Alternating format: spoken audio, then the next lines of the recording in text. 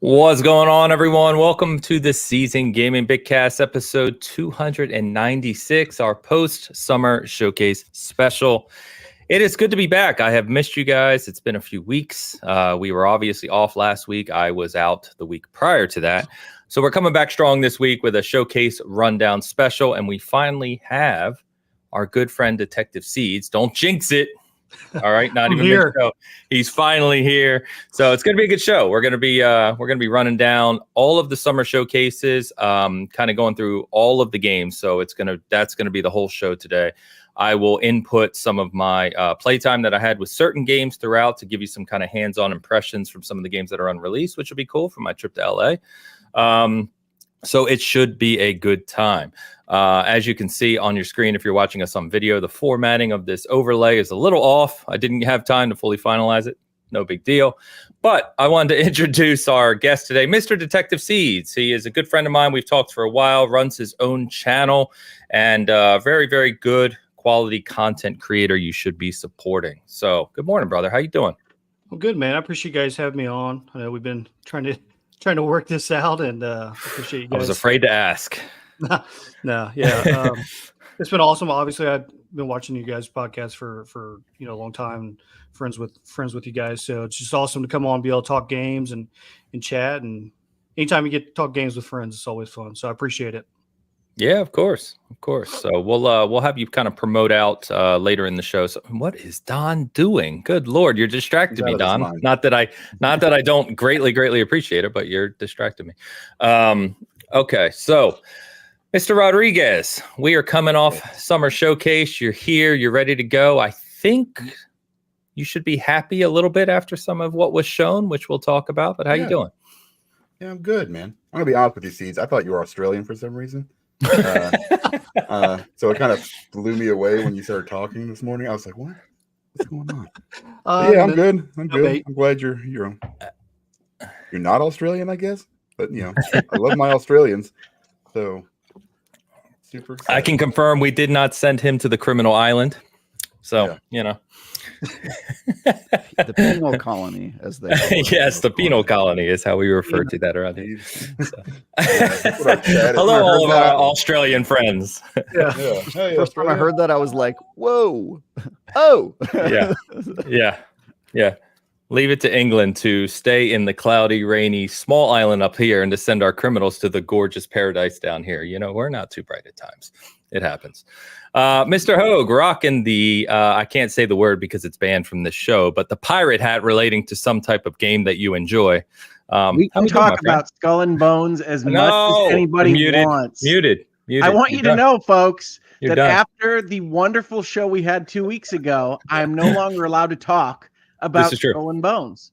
True. So, Ains, I want you to own that before I take off my pirate hat here, because I think there are biases on this channel that people don't understand. Look at the bottom left corner of our video screen, folks. What is this even? I don't even know. I don't know what that is. It looks cool, though. We'll put aside the pirate hat for right now. And when we come to the Ubisoft Ubi Forward show, we'll talk a little bit more about one of my favorite games of the year. I'm sorry they're canceling it, my friend, but yeah, we will talk about it. Mr. Tie Guy, coming off of what I'm hearing is the best Destiny has been in a long time. How we doing, my friend? I'm doing great. McClunky, everyone. Nice to see y'all. And yeah, it's been a really busy 2 weeks for me, basically from the moment the last episode of Bitcast ended. I've been on Destiny for about 2 weeks here. So coming off that, feels good. Feels good to be playing Destiny. Don't always get dragging to say that. Hogue to the ending. Drag Hogue through the ending, which was fun. We probably need to do an exotic quest together pretty soon, Hogue. So hit me up when you get to that.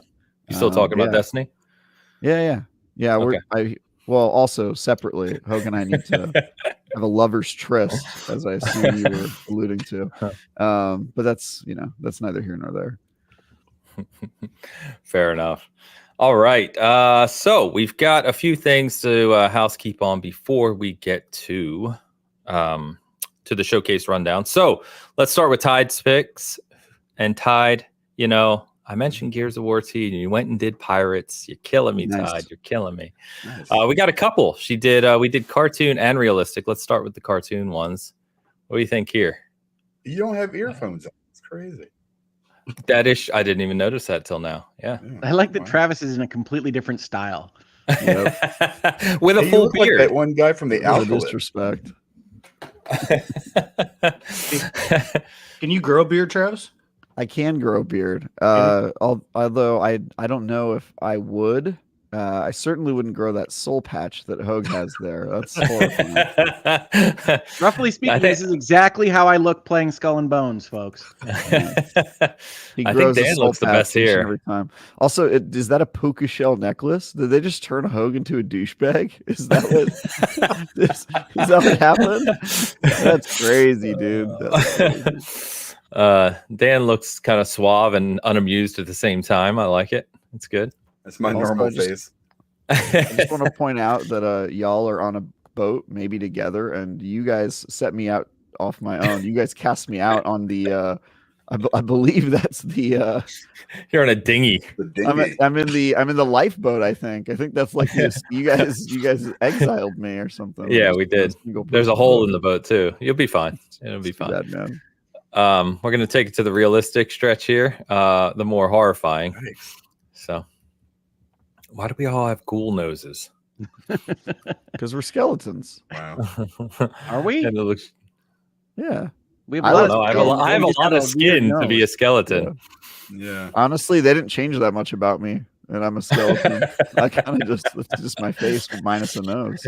That's just you with a different nose. I really like Yeah. your half glasses, Travis.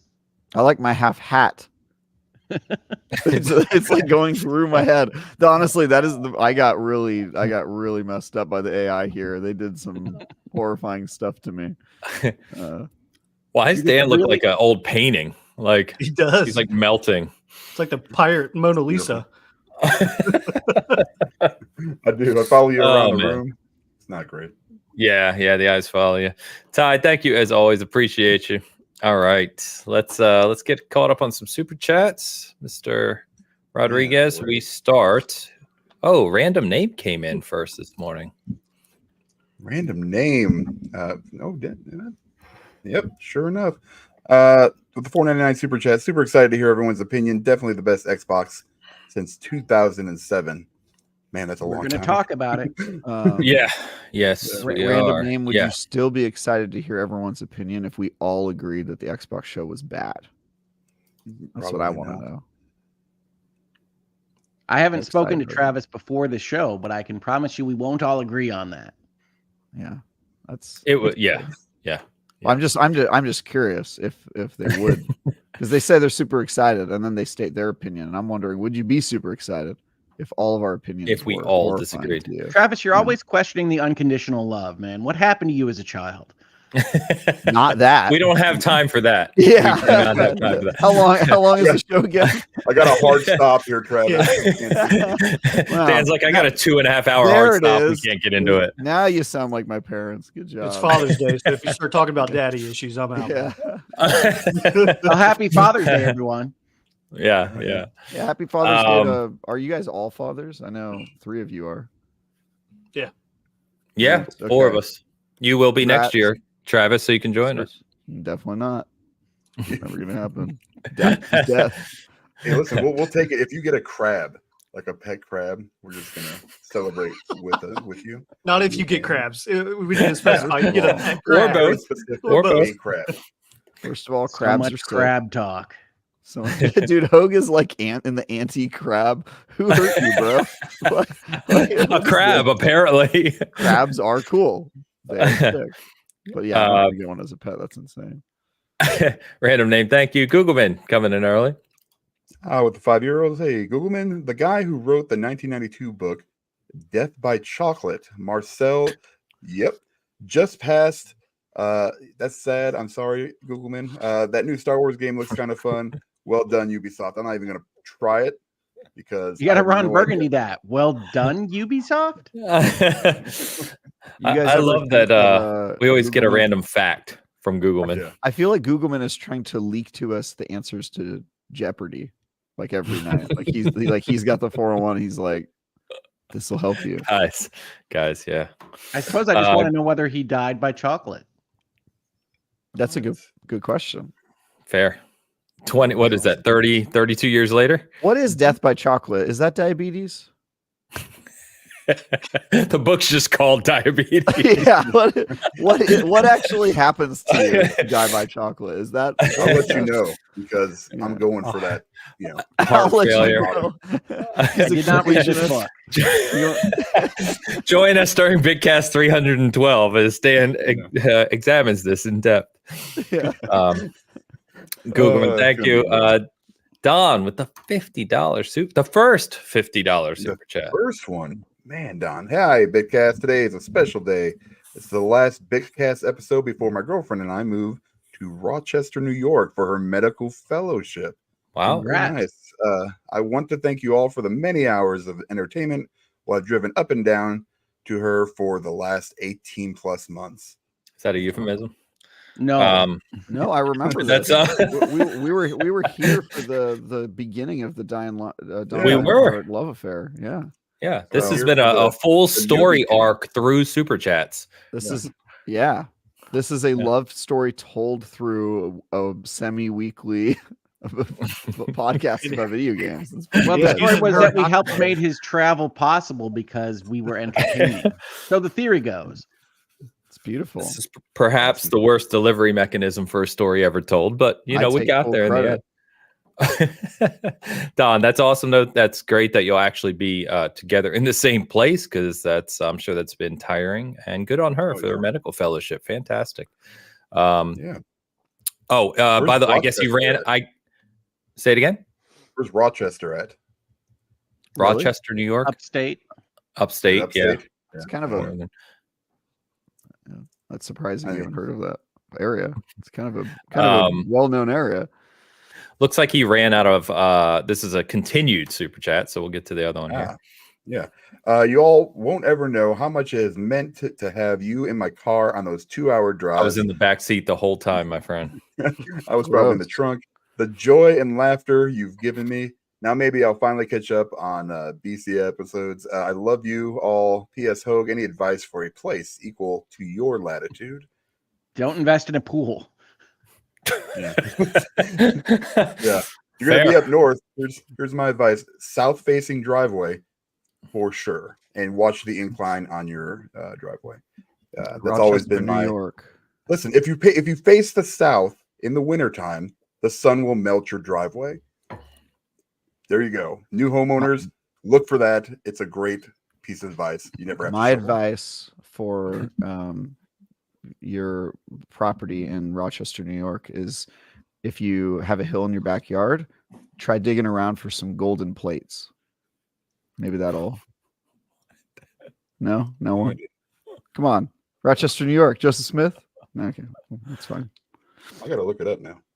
Yeah, I don't know what's happening. Don, thank you very much for the generosity. Congrats to you and the lady. And I hope the trip goes well and everything you get settled. So thank you very much. All right. Absolutely. Let's get to it. So we're going to start, boys, with Summer Game Fest. So Summer Game Fest, by the way, was out at the YouTube Theater, which was like a 45-minute drive through LA to get over there to go to this. Me and a whole bunch of people were in attendance. I will tell you, we'll start with your overall thoughts once we go through and then we'll go through the games here. But overall consensus after that show in person was kind of mediocre, I will say. I felt like, as I watched this again to go through our guessing game and everything else, there were quite a few announcements. I just think it more focused on kind of, maybe not the gigantic AAA games, right? So I'm sure there's quite a few games that people may be interested in, but like I said, the vibe was kind of after the show, 5, 6 out of 10 type thing. So what'd you guys think after watching it? Well, Alan Wake 2 was my game of the year last year. So Yes, hearing it released physically later this year, I think is great for people that were holding out for that. Yes. You are not going to be disappointed by Alan Wake 2. And then them basically shadow dropping Night Springs, which we knew was supposed to come out in spring 2024. but revealing it there with Sam Lake on stage and then having it available essentially the next time I could get to a video game console the next day was awesome. And Night Springs, we could talk about. It's a little short, but I love it as an addition to Alan Wake 2. And I did play it that Saturday after the Summer Games Fest. So that was one of my favorite announcements of the week. Cool. But overall, I've heard it's 3 episodes. Yeah. So I've heard it's 3 episodes, about an hour and a half each. Is that about right? It's about an hour each. And it trends shorter than longer on that. But they're very different in tone. They're basically a celebration of Alan Wake and Control and Quantum Break, which the last one they can't legally say, so they do a bunch of stuff to work around that, which I thought was pretty amusing. As a lawyer that works with licensing intellectual property and a lover of Alan Wake, I thought that the whole thing was cool. It just probably should have been 5 or 6 episodes instead of 3, in my opinion, but here we are. Cool. Yeah, seeing Sam Lake on stage was always cool, and his typical kind of personality, and humor. So that's good. I'll go more weirdos making games. I love Sam Lake. Yes. So we'll go through all the games here shortly, and I've got a few notes on kind of certain ones here. Obviously not all of them, because if you didn't know, there were something like 60 total games listed as part of Summer Game Fest. So we're not going to go through every single one of them, of course, but we'll go through quite a few. Now that counts. That can't have been games that were covered. You're including like commercials and stuff. Yeah. It was their list that was provided after. It probably included a few commercials. I lost count when I was going back through it. I got to like 40 and I just stopped. So I think it was probably in the 40s if you take out ads and things like that. Either way, Dan won our bet for the number of games that were going to be shown on that line item on the guessing game. But C's, what'd you think, man? I know sadly you couldn't get out to LA. We were hoping to catch up and have some drinks and do these shows together. But check it out from home. What'd you think of Summer Game Fest? I thought it was okay. 6 out of 10, maybe, give or take. Black Myth Wukong was my main game takeaway. I'm pretty excited for that one. I have some concerns about it just because of some performance issues that they were trying to deal with. Optimization across the board, even on the PlayStation 5. So that was my main takeaway. Lego Horizon, I'm excited to play through with my kids, especially my youngest. He's really into that phase of these different types of games and stuff. So I do think, and I made a comment on another podcast. Jeff has done a fantastic job on kind of picking up and doing these shows.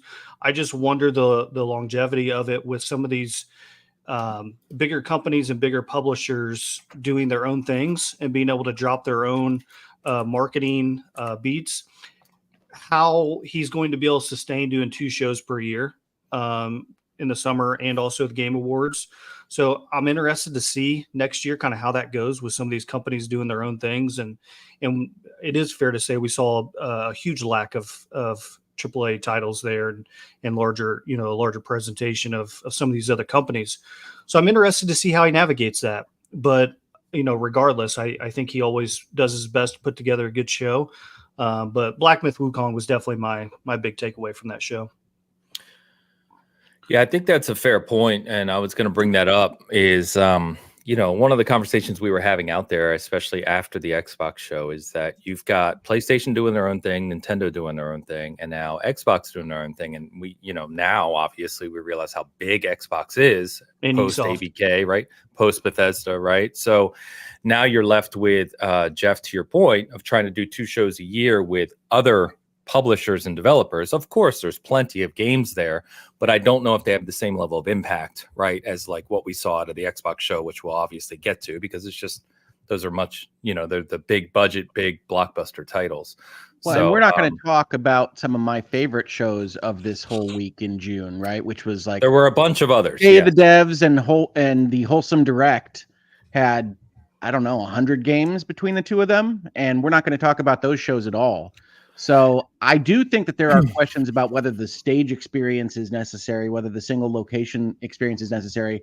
One thing I want to talk about when we get to the Xbox show is that from the home viewers experience, they didn't use the stage at all. Like that was a direct to us.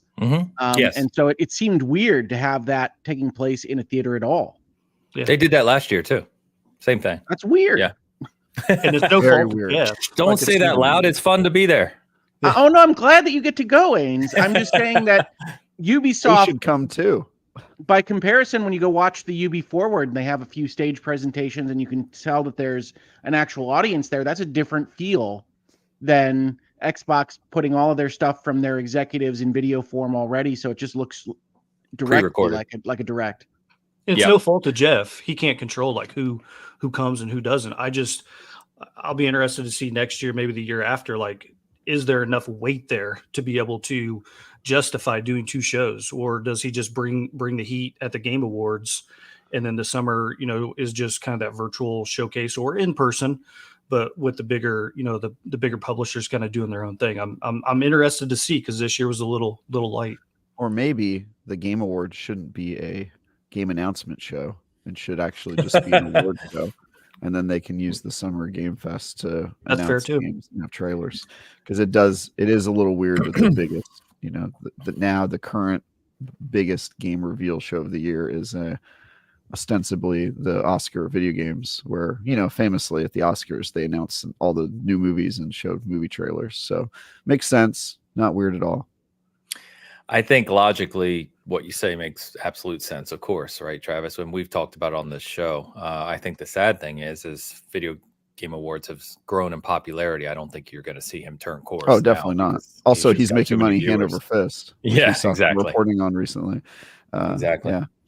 So, well, that's the other problem, is the money that these guys, reportedly had to spend to get, their games up on that, on that Summer Games Fest. I mean, it doesn't seem, I don't know, man. It doesn't seem very feasible. Feels like you can, with a decent social media presence and a little bit of word of mouth and YouTube, you can probably do, similar numbers, depending on your game, I guess.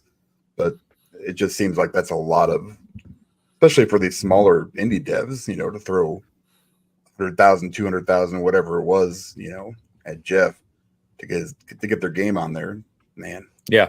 So I've talked to developers about the cost of like showing your game at like the Game Awards show at the end of the year, and it is insane. It's like a lot of money. In Jeff's defense, he does try to pick some of the smaller games that he thinks are, good enough to warrant him including them in the show pro bono. And he does include some of those. So there is some of that happening in the background. I think the flip side of that is that if he's not personally interested enough in your game, then he goes, all right, well, if you want to be in the show, you got to pay me a ton of money. But the general response from like small developers I've been to who maybe wanted to be included in the Game Awards show and weren't, is that, yeah, like advertising is super expensive, and the Game Awards show is basically an ad show, right? Like it's a show where you're buying like a prime time spot, and anytime you do that, you're going to spend a crap ton of money. And some of them still do it if they have a publisher. Usually the publisher will include like one of the big shows or something in it. Of course, if you are a small indie dev, I would advocate that you talk to maybe a media outlet that doesn't make you pay for coverage, which we were able to do on occasion, like we did for Eternal Strands. Who's a developer that you're referring to there, Travis? We? Season Gaming. You said we. Yeah. Who's we? I'm referring to my outlet, IGN. But of course there are other media outlets. Not everybody knows you, Travis. I'm just trying to help. That's fair. Well, if you're a developer and you're watching this show, IGN does this cool thing where we cover games and we leave the advertising to a whole separate team. So if you talk to our editorial team, they don't charge you to talk about your game, which I've always appreciated. So I continue to be surprised that the First Look is not a paid spot. So there you go. If it is something created by the editorial team, it is not a paid product. And the IGN First is made by editors. Now, of course, there are plenty of opportunities for you to get on IGN and pay for it, but you don't work with editors when you do that. That's kind of one of the good things about being a large media company, is you have a little bit of separation of church and state there, which I think is good. The firewall is good, I think. Yeah. I think that's one of the things that jumped out to me. So Summer Game Fest, which was weird to me, right? Because you think about the directs and you think about the State of Plays or Xbox Showcase or any of the other ones, right? And Summer Game Fest is the only one you can, outside of the smaller shows, I think, where literally he's on stage and he's walking off stage while we're sitting in the audience for like 2 minutes of ads to run. And it's like, why are we running ads in the middle of the showcase? Like, that feels very odd for a live showcase to just stop so you have ads in the middle of it, especially when you've got a live audience. It's very SGF's the only one that's not selling its own games, right?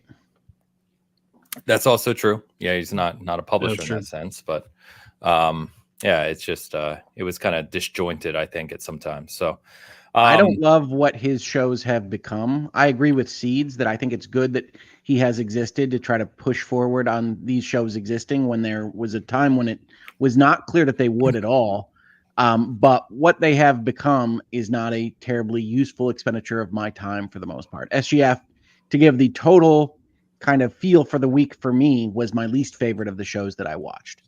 And I say that on the macro level from a week that I really enjoyed. I really felt good about gaming and what I would be experiencing in the future, finishing this week in a way that I haven't in a while. So that it was a good week for the gaming industry in my head, but SGF was not really it for me. I agree.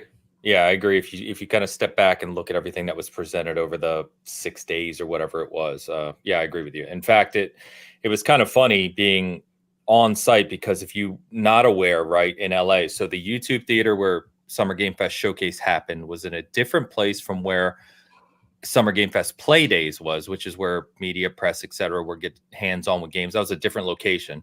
Then the Xbox Showcase was in another location, and then Ubisoft was in another location. So I think in 4 days I took like 15 Ubers, just literally bouncing around LA. You know what I mean? Like trying to get to all these places back and forth. Not the easiest place to navigate. No. And you get stuck in traffic and you're kind of screwed. So the funny thing that came up several times over the 4 or 5 days in LA was, man, I wish there was some sort of like place where everyone could just go and we could do this over a weekend, like together. And it's like, yeah, no shit. It's called the convention center where we used to do it right there. It's quite funny. It's come full circle. It's almost like, when we started losing cable and going to subscription services, and now there's 20 subscription services and people are like, I wish something could just bring them all together so you could just buy one thing. It's like, well, no shit. That's what we used to have. Mm-hmm. It's kind of falling apart at the seams. But I think viewed externally, to your point, Hogue, just watching it online is actually, it's not too bad because it's a lot more efficient. Yeah. But you could do that if you're at a convention center. We also used to do that as well. Could you feel that sentiment out there live, kind of the lacking or kind of how we kind of felt watching it at home? Could you feel that kind of sentiment out there live with the other people around? Yeah, it was a little strange because you had Ubisoft, Xbox, Summer Game Fest Showcase, which were in theaters, right? So you're there in person, but then all the other ones, the Wholesome Direct, Day of the Devs, all that kind of stuff were just online. You know what I mean? So it's this weird mix as you're trying to cover things live. Like while other showcases you guys were watching, like the Wholesome Direct, etc., like I was literally at Summer Game Fest Play Days playing stuff, so it's hard to keep up with everything when you're doing it in person. So let's run down some of these games from SGF. There were a lot of announcements. I will give him credit for that. Whether or not the games interest you, obviously, is a personal thing, but there were a lot of games that were announced. So the first one he opened with Lego Horizon. I think Seeds mentioned that. So this is, see Travis's face. So my kids are growing up now.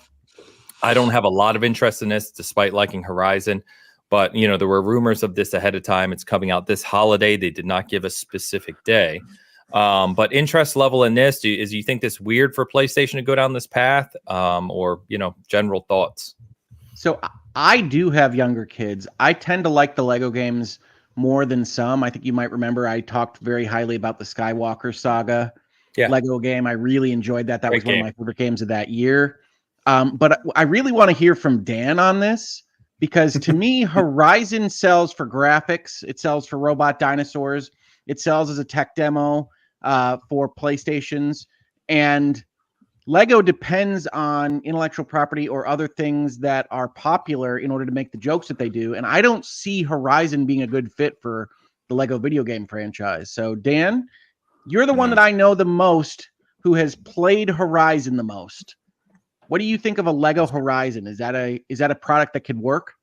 I have no interest in it whatsoever. I also don't like Legos. So we've discussed this in the past. Legos at all or Lego video games? Generally anything, like anything related to Legos. I think they're terrible.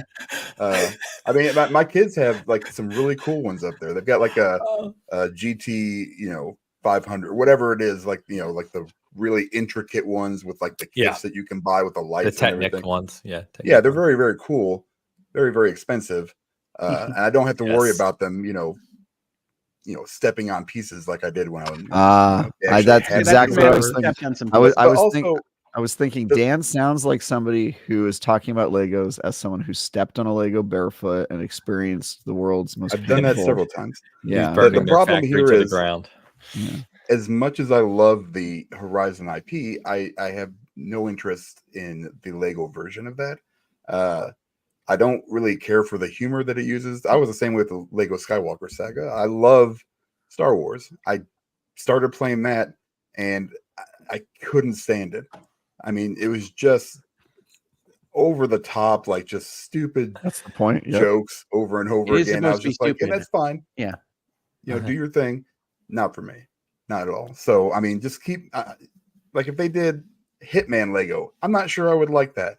So it's just stay away from the Lego thing. I understand there's the market for it. I don't know if this is going to do extremely well. Just so you guys know, I just dropped my earpiece, so I can't hear you, but I'm going to continue to talk. I really should have a backup. But anyway, yeah, I'm not a humongous fan of the Lego, like just going Lego. Don't go Lego. You'll never go back. Wow. So I will say, I think that this. So I have a very good relationship with PlayStation. I've been working with them now for about 1.5 years, almost 2 years, and this game very much falls under their experimental category of their games.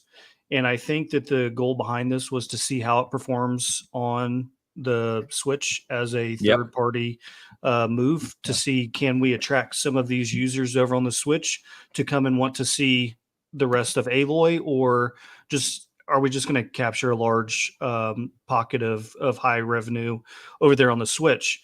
I do think that if it performs very well, or even just reasonably well, we'll probably see Kratos come next, and then kind of work their way through on some other characters. But I wasn't surprised by it. I was surprised by some of the people that thought Sony wasn't involved. I'm not sure how anyone could have came to that conclusion. That would work when they own the IP. So I very much, understand why they did it. And I think that, they're going after that market specifically by going to the Switch of that Asian market that they're trying to capture even more, users and players over there. So I think we'll see how the sales goes, but it definitely falls under their experimental category that they released. Well, that's cool that they're experimenting and trying to capture more dollars. My problem is the game doesn't look good. You think it looks bad? Like, I'm not interested in it, but I don't think it looks bad. I'll just say, like, all of the stuff that I care about with, I think Hogue was pretty spot on with which was right when I was doing, I was like, well, this is a weird franchise to do in Lego, because I don't really think of the world building or the characters as like the central thing, and you kind of need that, right? Like when they do Lego Lord of the Rings, it's because everybody knows the Lord of the Rings story and those characters are so iconic, and so when you turn them into goofy, sparsely talking Legos that are sort of like larger than life versions, it is endearing. And when you see Aloy as it just feels like a different character, right? Like, because I couldn't really tell you what a Lego version of Aloy would look like, but I don't think she has much of a character to parody, right? I mean, exactly. I think Horizon's a weird pick. Horizon is a weird pick for the Lego world. I think really the only thing it has in its pocket is that there's going to be giant Lego dinosaurs, but that kind of remains to be seen if that will end up being cool. I could see them. The one thing that popped in my head when I was watching this was like, oh, I guess, Horizon is a game about like ripping parts off of dinosaurs and then adding them to your repertoire. So if they find a way to like, I can rip off a Lego piece from a dinosaur and then craft it into a weapon or something like that, I could see that part of it. But everything else, like the world building and the fact that I think most people don't know the story and all the other stuff, I was just sort of like, this is weird. and it didn't really capture me. I also think this is this not the first Lego game not made by the old Lego studio? I think the Skywalker Saga was their last Lego game. So this would be of Traveler's Tales. Yeah, isn't this a non-Traveler Tales Lego game? Because that was their last Lego game, right? Yeah, I'm not sure. I haven't looked, honestly. If that's true, then that kind of makes a little bit more sense, and also makes me a little more nervous. But I don't know anything about the game beyond that. But definitely, what's with the hot dog? An odd pick. I think it's a good idea for Sony to explore taking some of their more mature products and taking them down to a Lego or other kind of family-friendly brand. I just think Horizon's a bad fit. And I think Horizon's a bad fit for a lot of what Sony has done. I think it was a bad fit to try to sell the PSVR 2. And the real politic in me suggests that it's because the gorilla head is now the studio head. And I don't think that's very useful for moving Sony products. But we'll see. We'll see what the market says. I'm very curious to see how it does on the Switch, to Seed's point, and I think obviously Sony is too. Good comment from Paul Hamilton I want to read here, which I thought was interesting. So he says, I was hoping it would be a Lego adventure through multiple Sony franchises instead of just one. I was ready for Lego Ratchet & Clank, Uncharted, even Jak and Daxter. It's Jak, not Jax. You got me confused there, Paul. Jak and Daxter to bring back an old franchise. Yeah, I think that could have been interesting too, but I guess we'll see. We'll see what happens. In fairness, it's Jak, J-A-K, right? Like that's not a real name anyway. That's true. Yeah, Astrobot's probably where you want to live on that one. I'm very excited about Astrobot. Obviously, that was before the SGF show, but Astrobot is going to have a bunch of Sony references. You already see it in the trailer. I've already purchased my Astrobot. I'm super excited for that game. It is going to be kind of a celebration of Sony like the Playroom was. And I think that's going to be cool. And I think a Lego Astrobot would be something I'm more excited about. But honestly, I think that Lego Ratchet & Clank sounds the best out of the ones that I just heard mentioned. Yeah, I think that could be fun for sure. I did just confirm that it is not being developed by the same developer that's made on Traveler's Tales. Yeah, it's Guerrilla Games and Studio Goba, which, I mean, who knows? I mean, best of luck to him. But yeah, that it definitely. I mean, they're good. You could see the difference. You could see the change, right? It's not Traveler's Tales. It's very different. I think Guerrilla stuff tends to be a little hollow. Like I feel the same way about Killzone as I do about Horizon to some extent, which is that they're very pretty and very empty. I like Horizon more than Killzone, but they don't have a lot of personality, either franchise. Fair enough. Yep. Rob asked me if a playable demo of this was available at SGF. I did not see one. I know that PlayStation was having a partner event post SGF, but I believe that was an industry event, not a media event. So I'm not sure, Rob, but I didn't see it. So one that I was interested in here is No More Room in Hell 2. This one looks cool. It's an 8-player co-op, kind of open world over a massive map, not open world, but a massive map, if you will. Coming out this Halloween in early access with permadeath. So basically it's, kind of apocalypse zombie type thing, but you got 8-player co-op trying to survive together. So maybe like an evolution of, Left 4 Dead on a big open kind of map. So I thought this one looked cool just because I like horror games, but it looked good, at least in motion on the screen. What does permadeath mean in this context? So I think what they mean is you start a game, right? So say like the 5 of us jumped in and we're playing, and when you die in that game, you're dead. You basically have to start your run over again, right? Yeah. So I'm sure there's revives or whatever as you're playing co-op, but if you die, then you start over and do a new run. Yeah, it's like that zombie game, the one with the God, why am I forgetting the name? But yeah, like because that zombie game can call up about 1,000 games. But the zombie game with permadeath, the big one where the Last people of are shooting. No, has a permadeath. Zombies. Is that what you're talking about? Last of Us with the permadeath mode? There's several zombie games with permadeath. The hardcore mode. Talking like a multiplayer game where like you if you shoot somebody in multiplayer, the character is just dead forever. Yeah. I'll think of it. But yeah, it's one of those games where it's supposed to be scary. Not State of Decay. Come on. If they have permadeath. I'm sorry I raised this question. Yeah, anyway. Anyway. H1Z1? I think it might be H1Z1. I'm trying to remember of it. That was a battle royale game. Yeah, That was like a survival battle royale type thing. Yeah, I played that for a while. The point is, gaming has made a lot of games about zombies, some of which included a hardcore mode or permadeath. Yes, very true. I figured, Travis, you'd be excited about this one. Cuff Bust. Yes. It's being made by Mr. Choo Choo Charles, developer. Your favorite game. Yeah, his name's actually Choo Choo Charles now.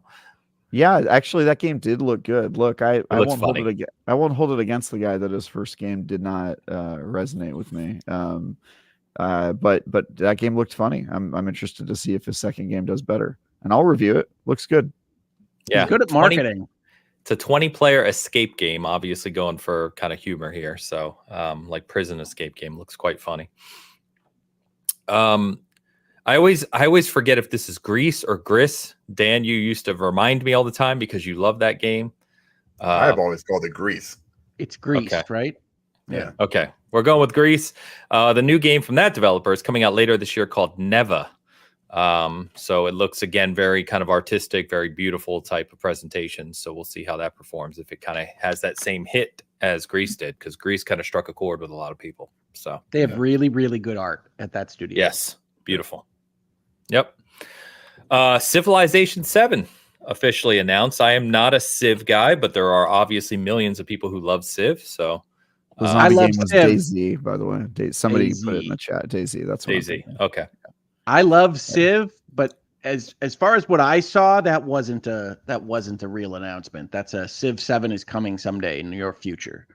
It just said 2025, and Sid Meier, Yeah, but there wasn't even like a discussion of like what might be different, right? It's just Civ 7. Keep your pocketbook ready. 2025. Yeah, what we need is Alpha Centauri to. I'm just glad Sid Meier was alive, so that was awesome to see. You got to take the little. I am not willing to give them a crack at Alpha Centauri 2. Let that one sit as a perfect jewel. It is great. Perfect jewel. By the way, sorry, Dan. BR Spies in Hogue Chat says it's like the softest S you can say. So it's like Grease. Just say this at the end very lightly. Quietly. There it was. Kind of sexy. Yeah. You're welcome.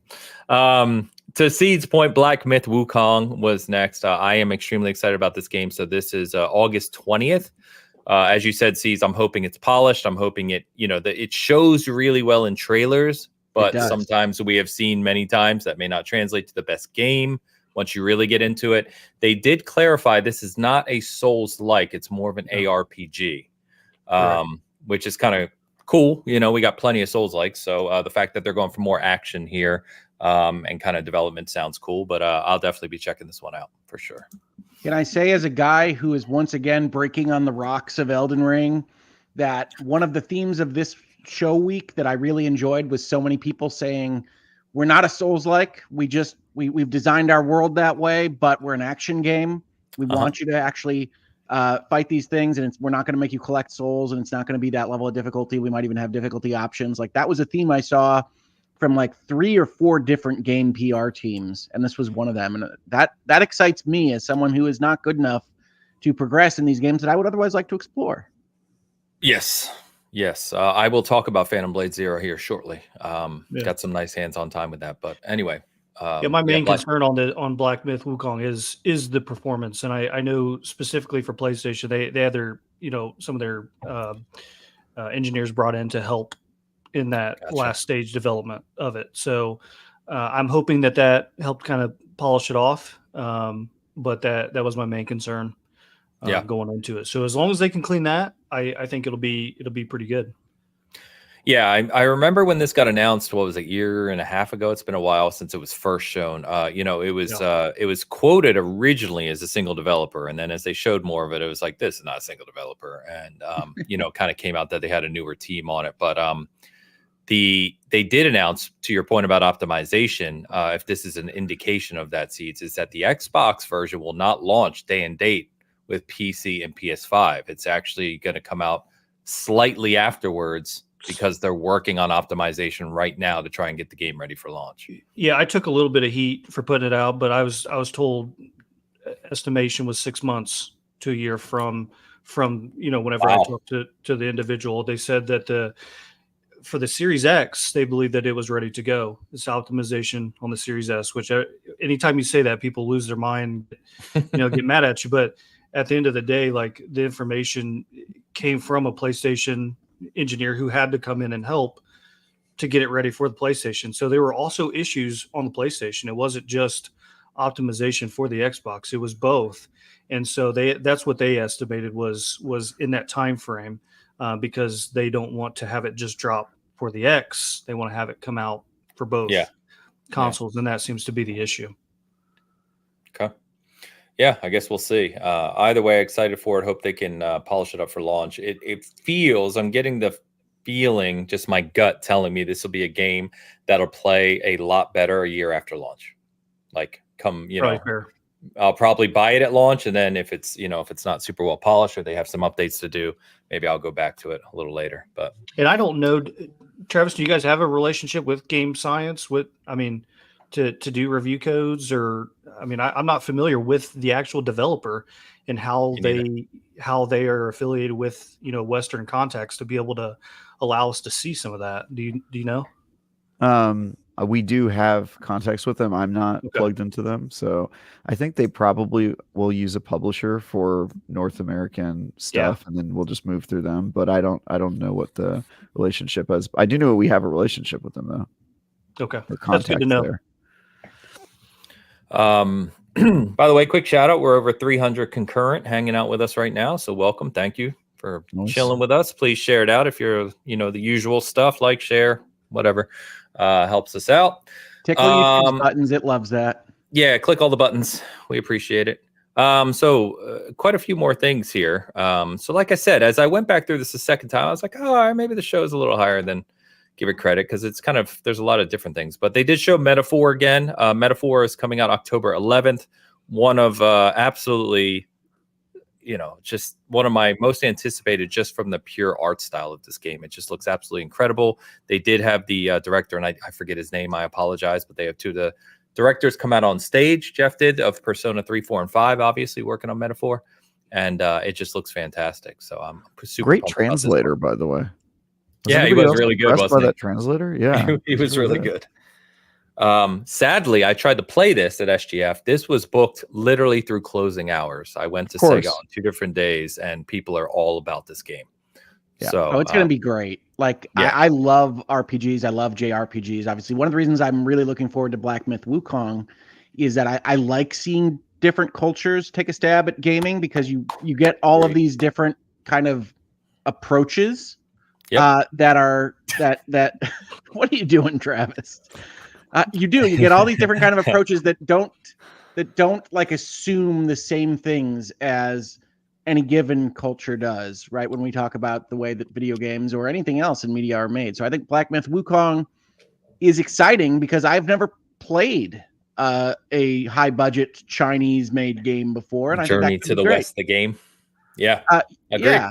And I've played Journey to the West as envisioned by Ninja Theory, but that's not quite the same. And Metaphor, the Persona team, Shin Megami Tensei, all of those games have some of the best strategic RPG gameplay, and you add on the sass and the swagger of Persona 5, or what looks to be in Metaphor, and I think that's going to be a fantastic game at the end of the day. So, like, this particular section of the Summer Games Fest are things that I'm very much looking forward to this fall. Yeah, hard agree.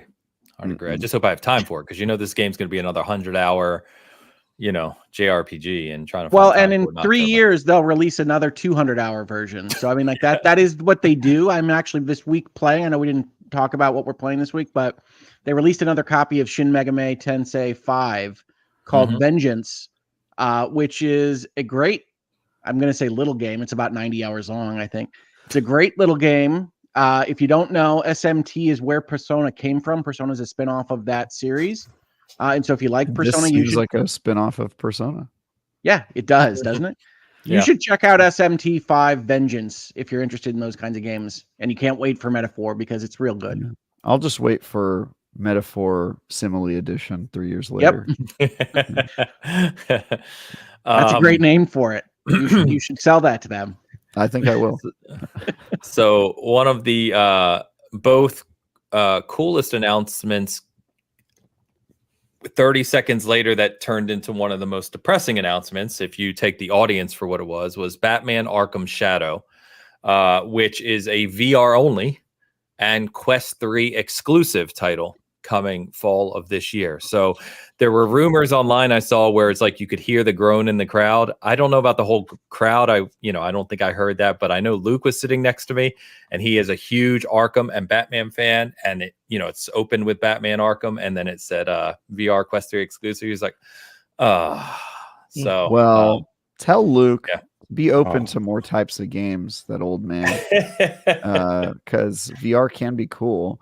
I think there was some potential in the Batman VR experience we got that was kind of a tech demo years ago.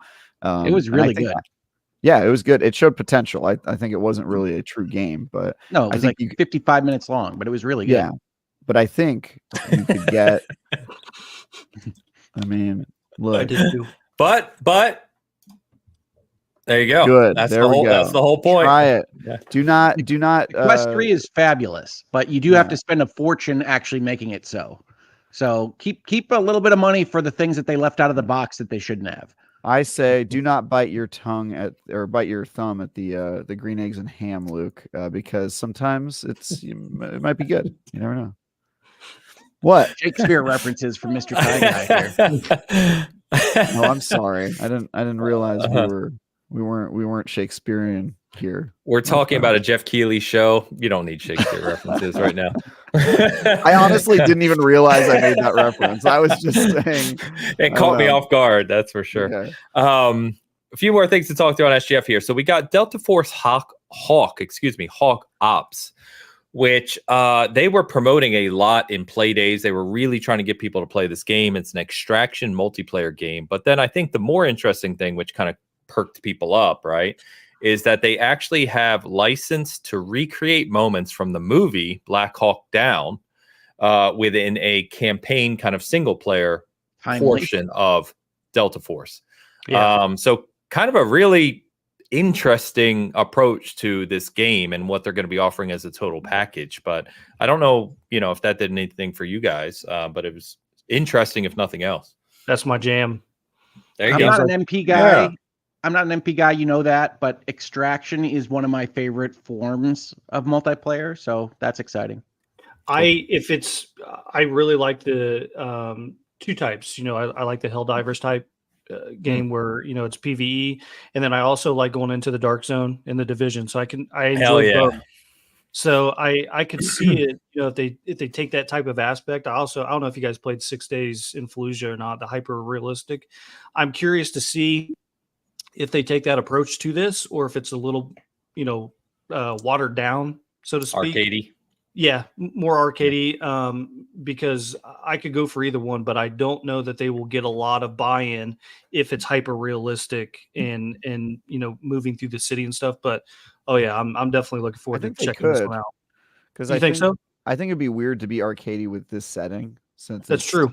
Such a I feel like you're the crowd you're appealing to, or the people who want like a hyper realistic experience. More realistic. It's a little slower. I think it's better. Also, if you go non-hyper realistic, then you have to compete with the extraction shooters that are like way more over the top, and I don't think you're going to win with a realistic setting, because there's versions where you're fighting aliens, and Bungie's working on a sci-fi one in Marathon, and I just think those guys eat your lunch. So that's I think there's room in this market for maybe like a hyper realistic, appealing to the people who want that military experience, like they're going into an actual op, because the way our military works in these things, it is kind of an extraction shooter IRL, so it kind of makes sense. You could see how they got to that format.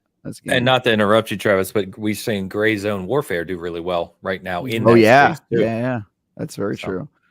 Yeah, make another breakpoint and we'll be good to go. It's coming to console as well, so I believe it is. It is. It's going to come to both, so it'll be interesting to see. Because I can't, correct me if I'm wrong, but I don't know if we've had a very hyper realistic shooter come to console yet. Most of them have stayed on PC. I don't know that we've had I mean, Tarkov depends what you count. What do you count as a hyper realistic shooter? Like Ready or Not, the police win 6 Days in Fallujah. I don't think ever came. Definitely not. Those I played like Operation Flashpoint back in the day. Flashpoint, yeah, I think that's one, maybe. That was 360 or was that 360? What was the? I think so. That's going back a ways. Yeah, sorry. I can't think of one that we've had that's like it. Happy to be wrong, but I can't think of one off the top of my head that's like JB says Arma. Did it? Oh yeah, did it end up coming to console? Yeah, it might have. Yeah, I don't remember. So anyway, yeah, I mean, we'll see. They were pushing this one. I think I have some merch upstairs from this developer. They're really pushing this game, and they wanted people. I didn't have time to play it. I was running all over, but I hope it plays well. So we'll see. One of the coolest announcements, at least maybe I'm biased, but Blumhouse coming out on stage to talk about their Blumhouse Games project, which was pretty neat. And the way they're going about it, if you missed this, was they're basically funding a bunch of smaller studios to make basically smaller kind of independent size horror games. So they actually announced 6 games in a row, all different kind of styles, different developers. And they the first one that's coming out is called Fear the Spotlight, which I actually got to play on Monday before I left. I got the last appointment, funny enough. They were shutting down the booth, and they're like, you can run through it. So this is being made because of you. They're like, Ains is probably. Here. Shut it You're down. probably right. It's being made by a husband and wife development team. And if you haven't seen this one, this is the one. It kind of looks like a PlayStation 1 3D third-person action horror game, excuse me. And the demo that I played, you're basically you're using a Ouija board with a friend. All hell breaks loose, and you're in a school library that's abandoned. And even though it's kind of that old graphical PlayStation 1 style, very light poly, right, low poly count type thing, it was actually really well done because of the way the camera is, kind of looking at. You know what it reminded me of? Have you guys ever seen Mythic Quest? The show? Yeah, love Mythic Quest. Yeah, you know that one episode, the one off in the first season, the Dark Quiet Death. That fake game that couple makes. It kind of reminded me of that game, like in real life. I was like, because it was made by a husband and wife, right? Just like in the episode, it's like a PS1 era, like flashlight horror game. I was like, dude, they're just making that game from Mythic Quest. It's kind of pretty funny if that's what inspired them. Yeah, because that's a few years ago now. But I hope that's not what inspired them, because it didn't turn out well for that couple. I don't know if you guys remember that episode. That was kind of a sad episode of that show, but I love that episode. But this is a cool announcement. I really like this. I like, obviously I love horror games, and I think their approach of, instead of just trying to fund some $200 million big budget horror game, right? Like let's try experiment a little bit, see what kind of hits, have some of these smaller experiences. So I think that's literally the Blumhouse financial model, right? Let's fund a lot of small stuff. Yeah, I will say I am not enthusiastic about Hollywood studios getting more involved in the creation of games. I think usually that is kind of a disaster, and they don't really understand the space. But those games looked great, and Annapurna is the other example we have of a Hollywood studio making games, and their games are fantastic great. At it. Yep. Yeah, they're amazing at it. So I'm happy to be proven wrong in both cases. But in general, am I enthused about Hollywood's like effect or attempt to kind of influence this unique thing we've got going in games? No, but they keep proving me wrong. So maybe I'm just being overly protective. I mean, like Disney was pushing out Star Wars early? No, not like that. The idea that like video games are trying to like chase after Hollywood and parrot what they do and make their games feel like movies and have the same plot beats and long cut scenes and that sort of stuff. I feel like I like some of that stuff, but I feel like oftentimes it leads to bad games with good movies wrapped around them, which is not an effect I'm super stoked on. We're not talking about Kojima today, Travis. Come on. I think the optimist, though, could say that game developers are tending towards that themselves, and that movie studios might actually be an opposite effect, which they say we have a movie division. We don't want that from you.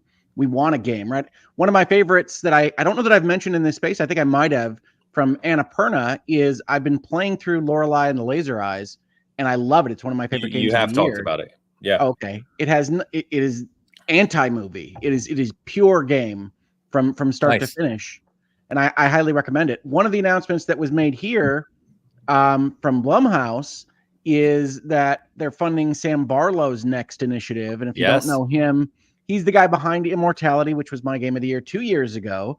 And that's very exciting because he's working with Cronenberg's son, I can't remember his name, on this new project. And I think it's going to be fantastic because almost everything he does is fantastic. He made Her Story, and then he made one that I didn't like as much, and then he made Immortality. But I think it's very exciting to see somebody looking at that kind of output and saying that's something that we want to fund. We want to put more of that out there. We want that to be bigger because Immortality was fantastic. I highly recommend it. A lot of people don't think it's a video game. Reasonable minds can differ as to whether you find it to be a game, but it's a very effective way of telling a story. Was that and so I highly recommend it. Was that the game that Corey's wife did from Santa Monica? The Immortality, was that her game? I don't think so. I don't know though. Yeah. Okay. Yeah, I don't think it's made by Sam Barlow. Sam Barlow is, like I said, Her Story. He did Silent Hill Shattered Memories before that, when he was working for companies. But he's one of my favorite kind of auteur game directors now. And Immortality is primarily film clips. It's another Her Story kind of sifting through film clips type story, but it's excellent. Yeah, so it engages the main actress in it, and you kind of the timeline, right? You have to kind of piece together what happened when, and weird game. Was that 2 years ago? Was that 2022? It was it was before my medical incident. Good Lord, time disappears. All right. Some will say he caused it. We don't know. We don't have my love of Immortality put me in the hospital. What can I say? Yeah. Ironically, your love of Immortality proved your mortality. That's true. Yeah. I think I have mentioned it in this space before, though. The cast of Immortality sent me a video with me in the ICU. Yes, you did. Me well. So I'll always love them. Yeah. I mean, was it creepy? Did you look for like alternate clips within that clip hidden that you could find? Were there moments where you felt like vibration during the video that maybe there was another clip behind that you could find? I was on a heart monitor at the time, so the answer to that is probably yes. So you completely missed the secret that they were actually trying to tell you.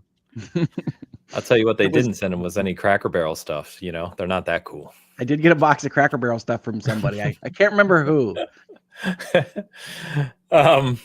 So we also got, for those who love the old school beat 'em ups made by Digital Eclipse, you got Power Rangers is Rita's Rewind is the next entry in their, kind of old school beat 'em ups, like I said. So they did not Cowabunga Collection, right? They did Shredder's Revenge.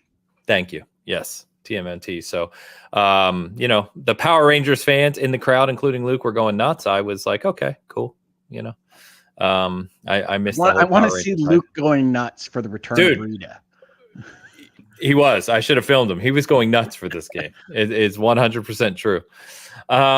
We got a new trailer for Kingdom Come Deliverance 2, which we've talked about. Another one of my very highly anticipated games. Very different tone than the first one. Was.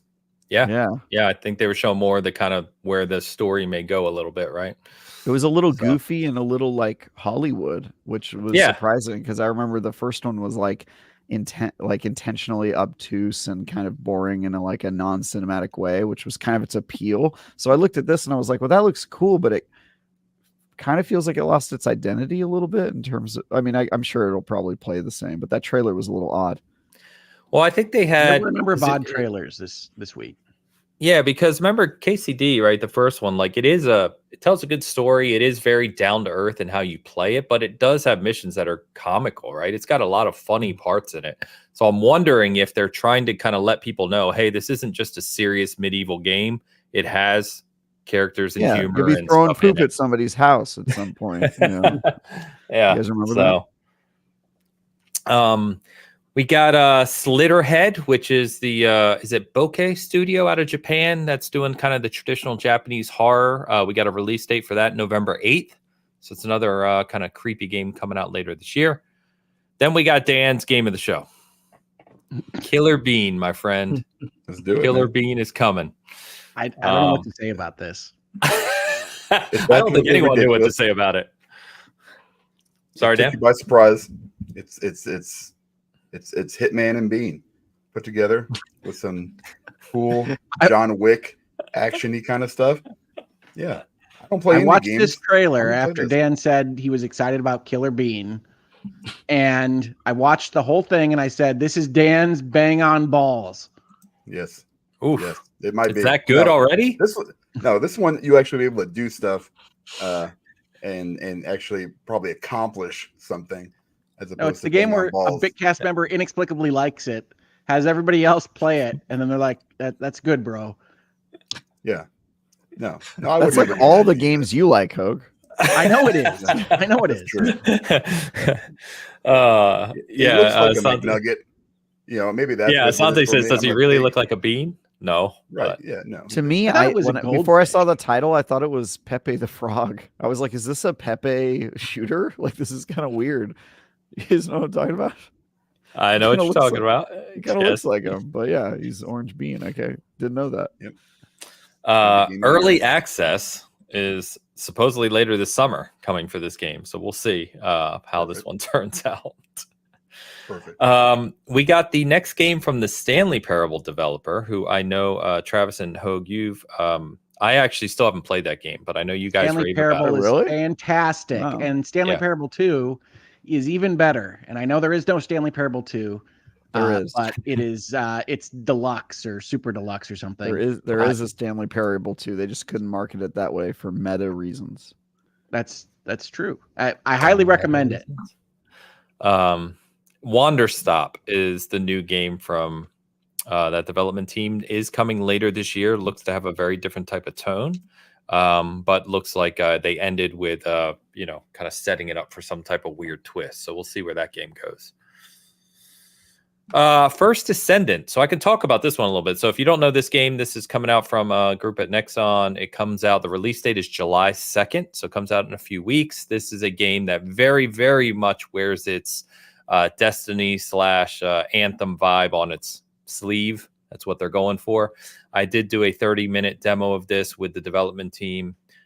Plays well, plays smooth. It kind of, the map and everything, the structure of the game is very Destiny-ish. You kind of take on individual missions. The big thing with this game, the reason I said Anthem, is that the goal is to have larger areas where you take on kind of these gigantic sized bosses essentially and team up to kind of take them down. So I didn't get to play one of those. I played kind of two of the smaller combined missions, but we're going to be doing a preview of this. We have access to it next week. The embargo is actually the following week. So look for a preview of this from us after, I think, June 26th. But I did enjoy what I played of it so far. So I played the beta for this a while ago. And I thought it was okay. I have some concerns about it, or at least I had concerns, but this was a while ago and it'll be even longer before the game actually comes out. So they definitely have time to develop it. But this is definitely like in my beat. So there's a good chance I'll be reviewing this one. It is made by Nexon, which I believe is the Korean conglomerate that made it is. They published Dave the Diver. So they have a fairly good track record. No, I think it was developed by Mint Rocket, right? I think they published which is an internal division of Nexon. Got it. Yeah, okay. They have a bunch of those.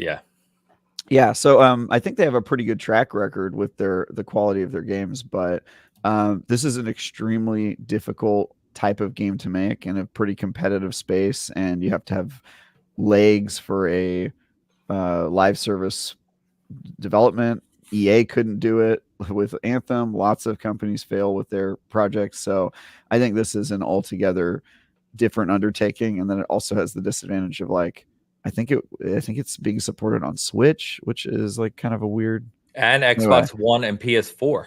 Yeah, so I have questions about this game and how it's going to work or if it's going to work. I'm pretty skeptical at this point, but definitely one to watch. Yeah. I agree with Travis on the risk assessment here. I do think Nexon, the giant conglomerate companies, are probably the best chance of success for taking on that level of risk. It's actually a miracle that Bungie managed to survive with it for 10 years. And speaking of Destiny, as you were, Ains, I do think we have to mention that the Final Shape came out this last week. I know we're not supposed to talk about what we're playing, but Travis has a great review of it the final expansion of the Light and Dark Saga on IGN. I know you mentioned it. But as someone that left Destiny, that is a lapsed Destiny player, since Witch Queen, I have not had more fun or been happier in the Destiny universe since basically the alpha of the original game. So if you ever liked Destiny, Final Shape is where it's at. They really nailed it. Nice. Great. Yeah, I think First Ascent at their main. I mean, I love looter shooters. I enjoy live service games, so I'm right there kind of with you guys.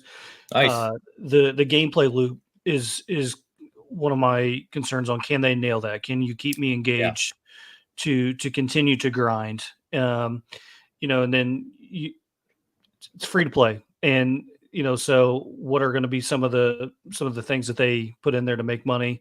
I haven't seen them say it's going to be, have the gotcha, whatever you want to refer to it as. I haven't seen that. I just, if you are going to sell something, let me be able to grind for it. And so I think that if they can do that and they don't have those types of, service offerings, I'm intrigued by, but I agree with Travis. When you tell me that it's coming to some of those older platforms, it that concerns me on, how's the performance going to be overall. So those are my two kind of concerns to see how they play out. Yeah, I mean, I worry about my vault sizes and things when you start to bring in the really old systems. Yeah, no, I'm with you. So the missions I played, the one thing that was kind of curious was there were a lot of things dropping. So a lot of guns, a lot of loot, a lot of materials.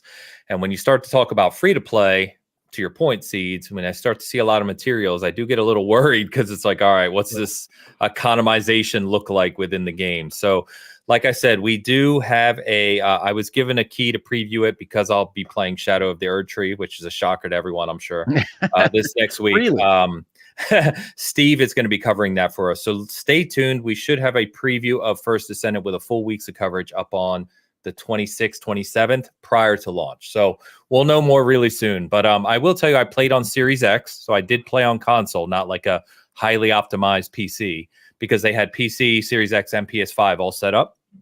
And I played on Series X, and it was super smooth. I had no issues. It was, it felt 60 frames, no chugging or performance issues that I could note. I did do the open world spot. I did do confined combat with a bunch of enemies on screen. And one interesting thing, too, of the mission I played, there was platforming. So it was like skillful kind of platforming through this 3D level, too. So we'll see. More to come. But the one thing to be aware of here, which I noticed because we got it like a 12-minute or so preview prior to playing from the producer, a pre-recorded video, it's character-based. So it's not where you're going to create your own dude, right? And then RPG mechanic it. There are set named characters that have play styles that you will select from. And I think there are, I'm going to forget the number. We'll have it in our preview. I want to say there's like 18 or something. There's quite a few at launch, but they're going to keep expanding that over time. Which is, of course, they are. Gotcha. Which, of course, is where you're going to spend the money, right? And customization. But it is different from, say, creating your own character and just building that. So just be aware of that going into it. Yeah, that makes sense. That is gotcha mechanic that we have seen in the fantasy RPG side of things. Genshin Impact. Yeah. So we got that. One of the other kind of most interesting announcements during SGF was Outer Sloth, which of course was from Inner Sloth, who made Among Us. So they announced this project called Outer Sloth, where they are basically taking some of the money that they've made from Among Us, which apparently made a whole shit ton of money. And they're going to start helping fund indie games out of small developers. So they have 5 games that they're currently helping fund to develop. And they are basically kind of going to be working in that in the future. And they then took those kind of short teasers for those 5 games. And then they ended by showing us they're making an Among Us movie with some rather big names, shockingly, because I don't know what an Among Us movie looks like, if I'm being honest, but here we are. So kind of an interesting announcement to see, them on stage and kind of doing this. But I do like the approach, of course, of seeing developers support other developers. They had this huge hit that I think was unexpected. It was going to be as big as it was, and now they're helping other studios kind of get stood up. So love to see it. I certainly understand the impulse from them to want to see other games that they favor. I think whenever you see publishers in the indie game space, to me, it's a kind of curation aspect. That is what I look for. We talked about Annapurna before, but there are publishers in the indie space that I say, if you funded them, then you have the same kind of mindset for what you're looking for as I do. And I don't know that about them yet, but I'm always excited to see more indie games. Yeah.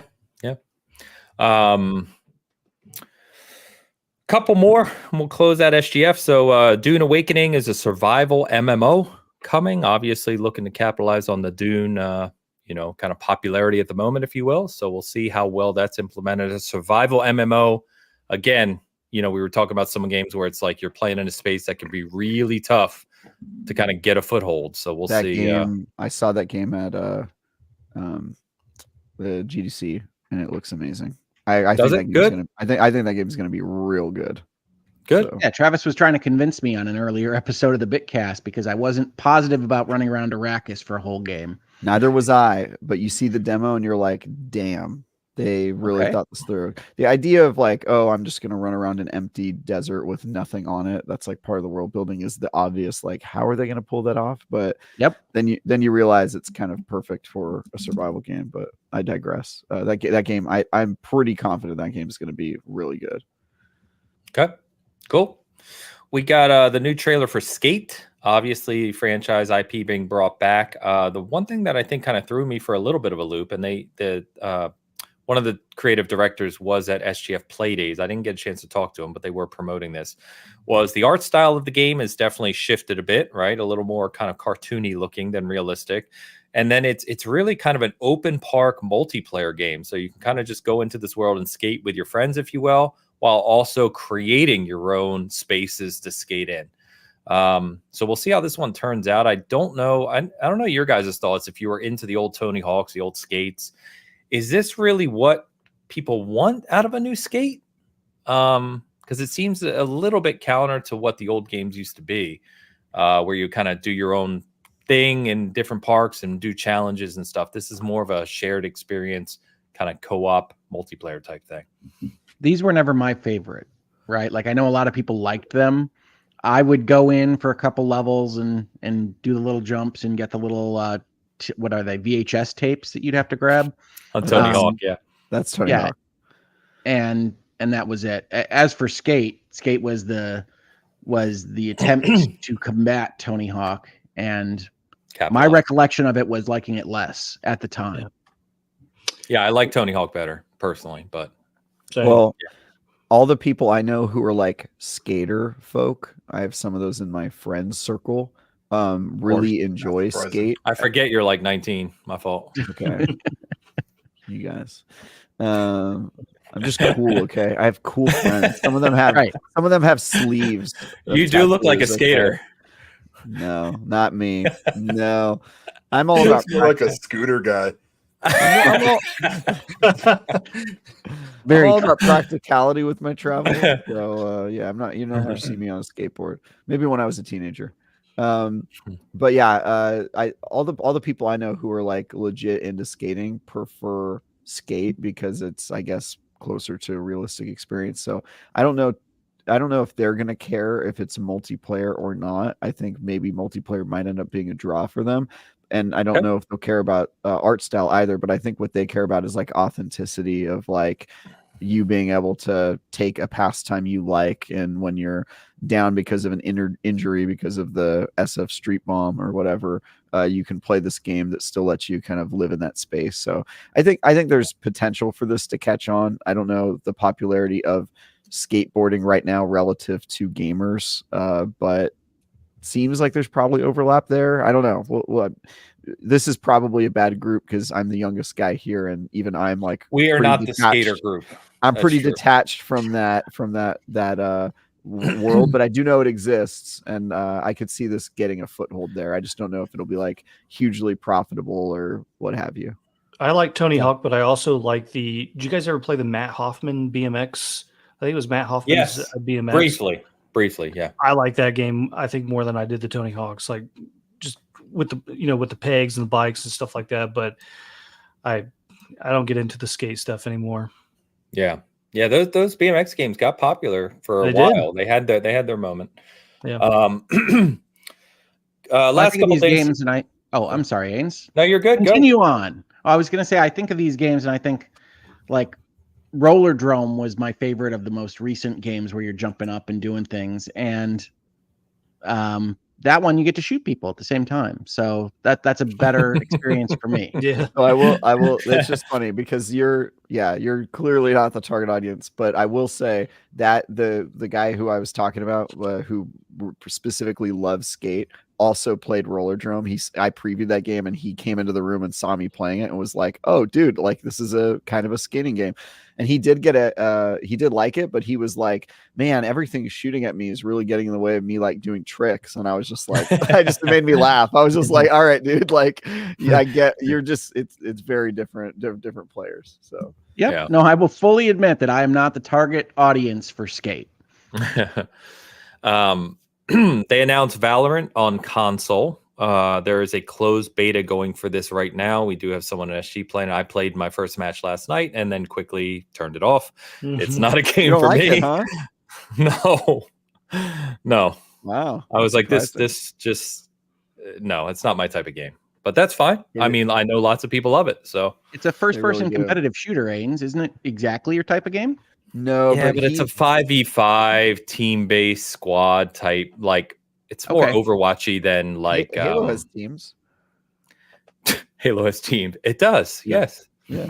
5v5. We said 5v5. Like that was the reason you didn't like it. Well, I think it's more about it's more ability team-based, right? It's more Overwatchy than say like shooter. You know what I mean? The hero shooter garbage. Is Valorant a hero shooter? I have not played it. It is a hero shooter, but I would say the biggest difference between Halo isn't the fact that it's a hero shooter, because you kind of do have, abilities in Halo, and there's some overlap, but I think the biggest thing is the time to kill, right? Like in Halo, if somebody shoots you and you're good enough, you can turn around and kill them first. Valorant's kind of not that game, right? It's one where like if somebody sees you and they've got real good Twitch shooting skills, they'll just pop you dead in a second. So I think that's Counter-Strike. Yeah, it feels like arcadey Counter-Strike or arcadey what's the other one? Siege kind of type thing. Yeah. It's interesting. But anyway, there's a closed beta on console. That was an announcement. I tell you what, Final Shape convinced me to be excited about Concord. Like I want to give Concord a try because I was reminded playing Final Shape about how good the gunplay is in Destiny. And I know there are a couple of Bungie folks on Concord, right? So I'm at least willing to give it a try after Final Shape, which was not my expected outcome. I'm willing to give Concord a try too. Yeah. Go ahead, Josh, I can't remember his last name. He's the main guy, one of the devs over on Concord. He came from D2, and I'm pretty sure one of his main focuses over there was the gunplay. Nice. On it's Destiny. So good in Destiny. It's top. It is. When you saw the hand cannons pop on Concord, Concord's not my type of game. I'll play it just to check it out, but it's not my type of game. But I could definitely see the gunplay in there being a draw, especially when seeing the pop of the hand cannons. Yeah, I was like, that's got Destiny written all over it in that. So, yeah. Well, I was very negative on the reveal of Concord, and I am at least willing to give it a try now because of Final Shape, a game made by a different company. So hey, we then got we got another trailer for Monster Hunter Wilds. Excuse me. I did get to sit in. They weren't doing hands-on of this yet, but I did get to sit in with Capcom on the demo. So they did a full mission, a full hunt, if you will, demo for us. From talking to the guys at SG who know Monster Hunter way better than I do. I'm not a big Monster Hunter fan, but I was intrigued by this. It definitely feels more, the world is twice the size of Monster Hunter World. Sorry. Yeah, they gave us some details. Yeah, so twice the size. It's also seamless now. So like if you're in camp, you can just ride out into the world. You don't have to do the teleporting emissions. So it played really well from what I saw. But they're not doing hands-on yet. So weather changes too, right? In this one, full time of day and weather system. Yep, dynamic. And the weather can actually affect things as you're fighting. Like a storm came in, and then other animals came in or creatures, whatever you want to say, and it was neat. Monsters, Ains. They're monsters. I'm not the biggest Monster Hunter fan, but I do pop in from time to time, and Worlds was the last time I really enjoyed it. This one is going to make a fortune, right? It doesn't matter what we say about it. It's going to make a fortune for Capcom. And I'm definitely going to give it a try, but I will not be surprised if I bounce off it a little bit again. I've tried to get into Monster Hunter. I've told this story before, but several times now. I have not been able to. Elu is in the chat, our awesome editor at SG.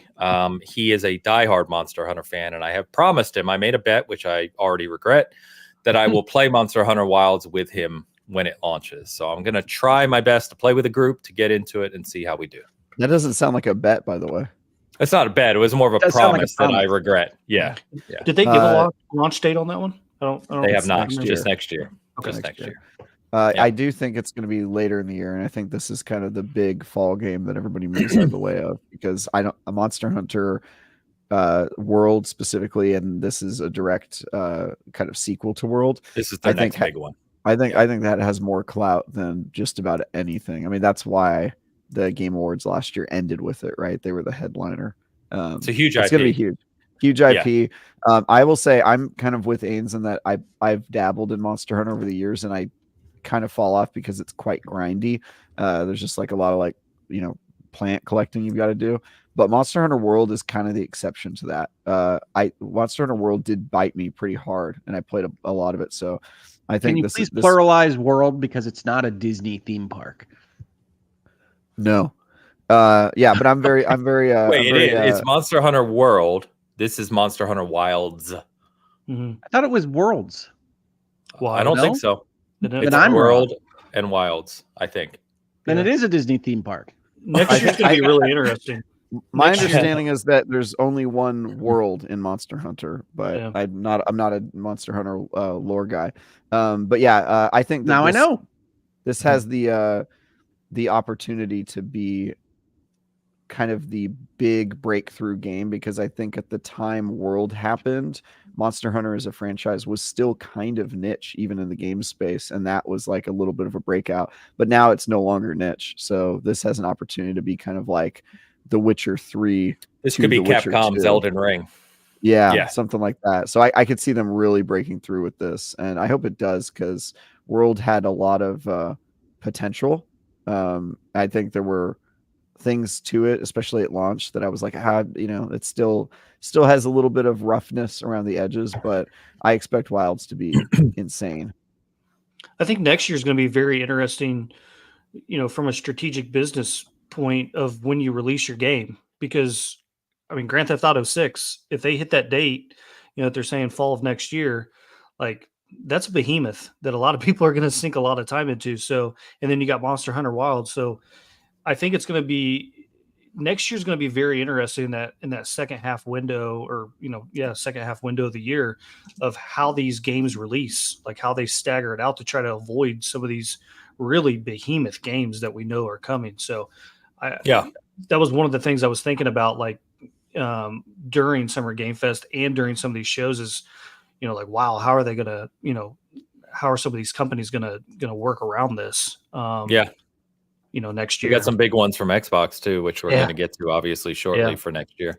For sure.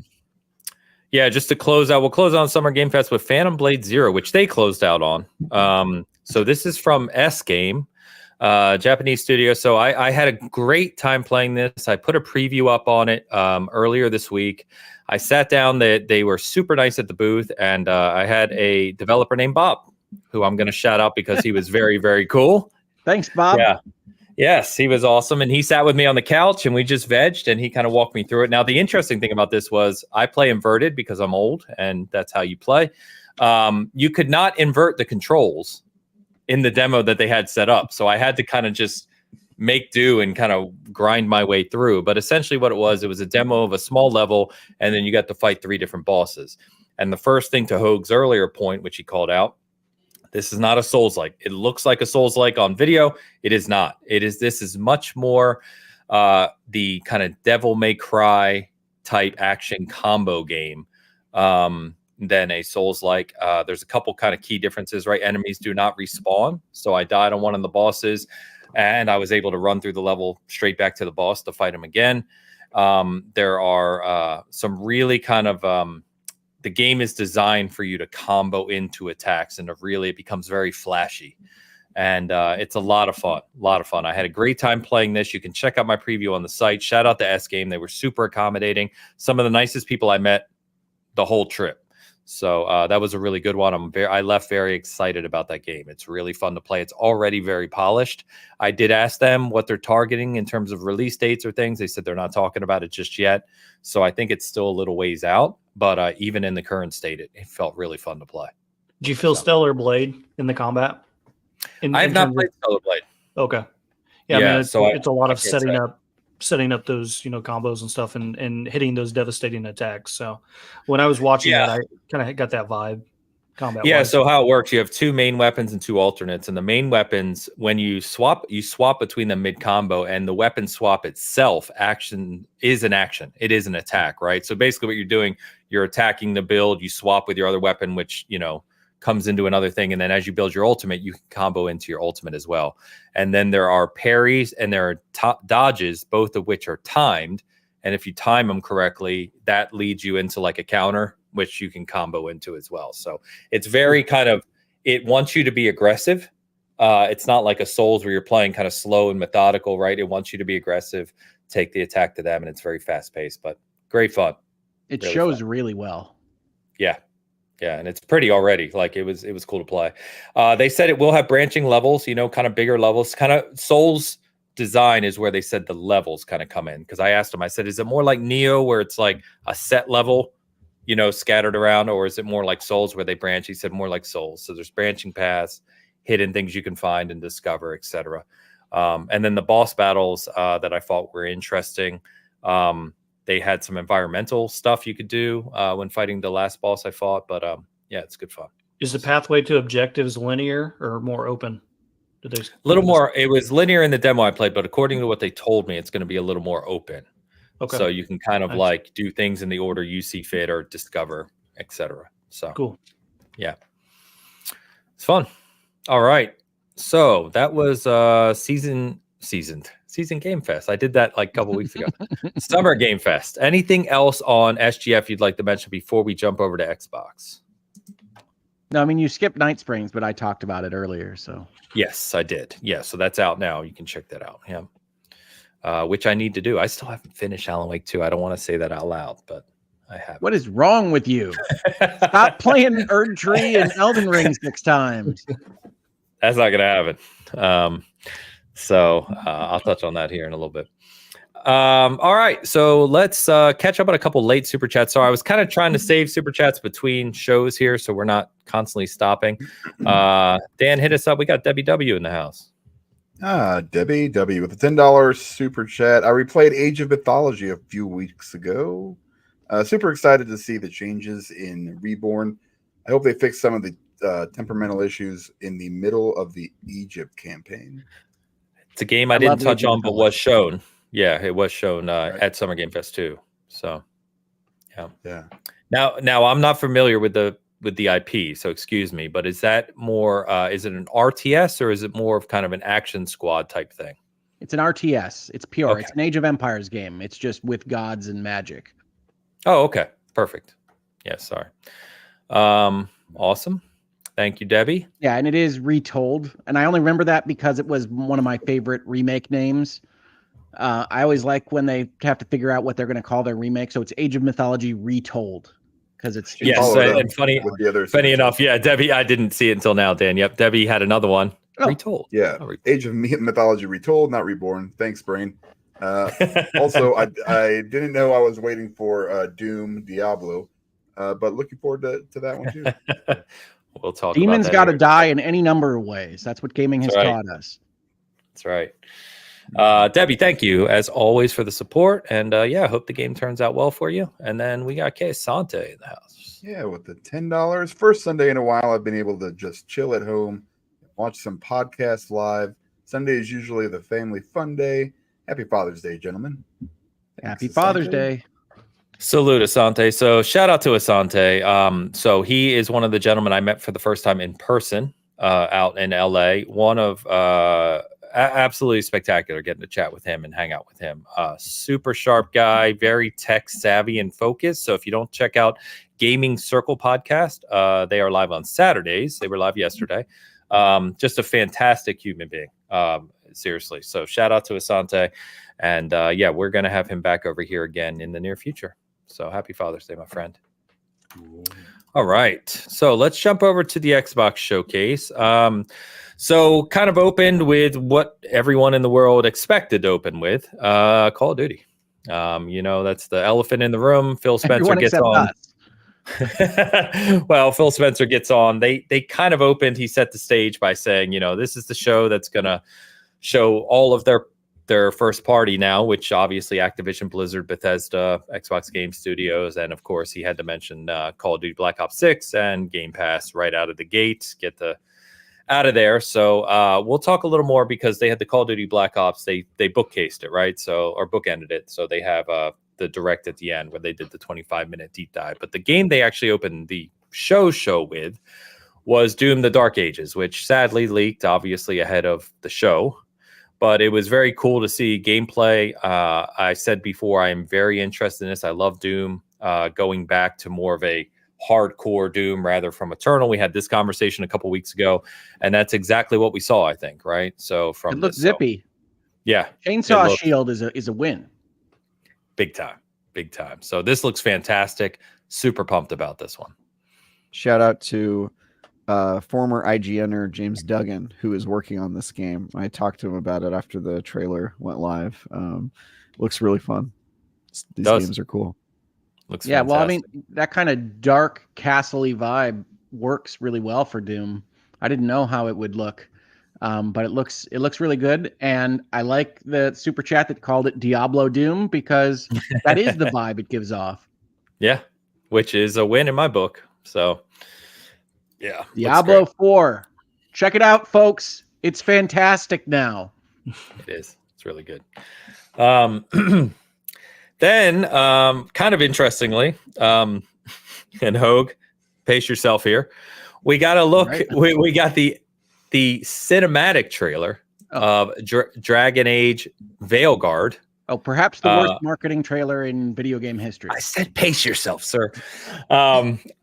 That is me pacing myself, Ains. Which, in my opinion, is a worse name than Dreadwolf. At least it is. Saying out loud. But we later in the week, I don't feel like the trailer hit too well with people, which is why I think they were quick to start showing more of the game and gameplay and kind of the BioWariness of what the game is like to play.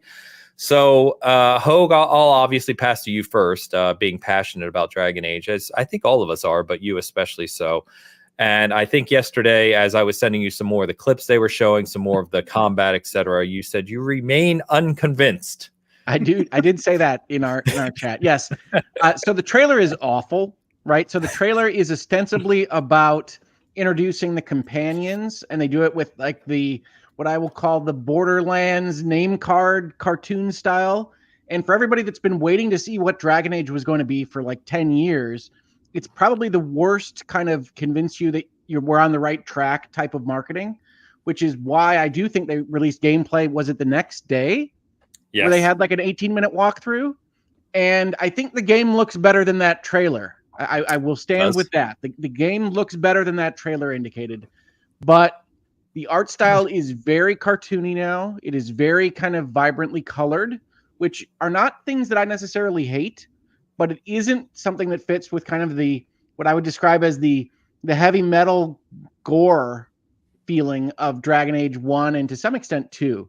Now, somebody will rightly tell me that 2 and Inquisition don't follow the graphic style of Dragon Age Origins, but Dragon Age Origins is the best the series has ever been. And so I guess I had hoped for them to move more towards that direction rather than kind of what I've seen the internet describe as Fortnite-ification, which I don't think is fair. But it is certainly more cartoony, and the purple is very vibrant. It looks a little bit like a nighttime shot of Vegas in places. So I remain unconvinced because even the gameplay shows kind of that press X to awesome type of approach that Dragon Age 2 introduced more than what I want out of my RPGs, right? I want my Baldur's Gate. I want my Shin Megami Tensei. I want my thinking strategic combat in my RPG video games. And I don't think they're going to do that. But Dragon Age, like any other RPG, is going to live and die by its characterization and its story.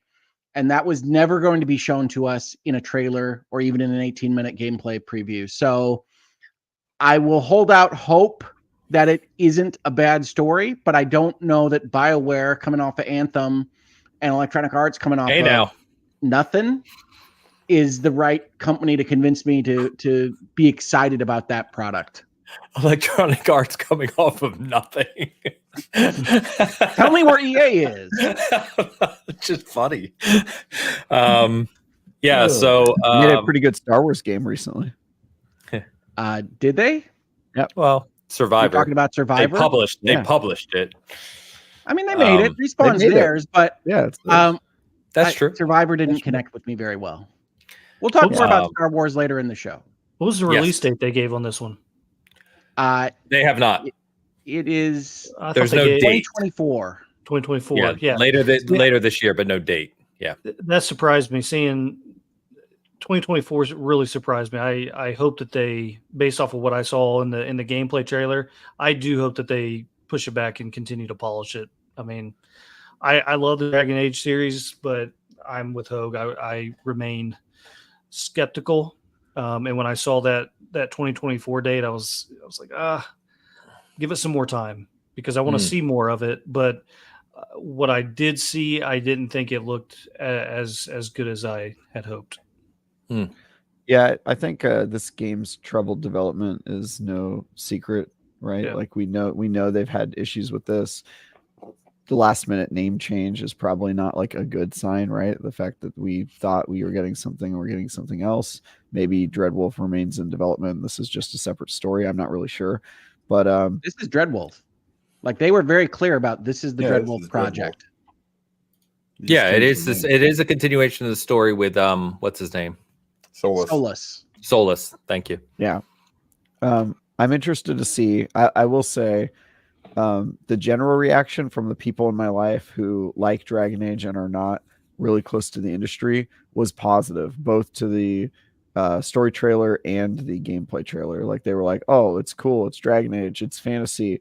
We're doing a heist kind of thing. And we've got, pretty colors. And there was just a lot more positivity among the casual non-industry insiders in my life.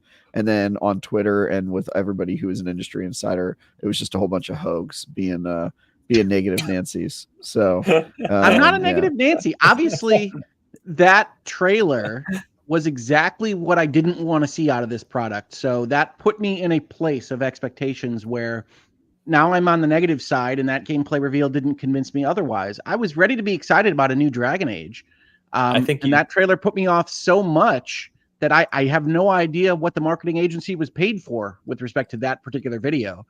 I think that you just confirmed his negative Nancy point, Hogue. You said, I'm not negative Nancy, and then you provided the reasons why you're being negative. Negative Nancy is one of those things.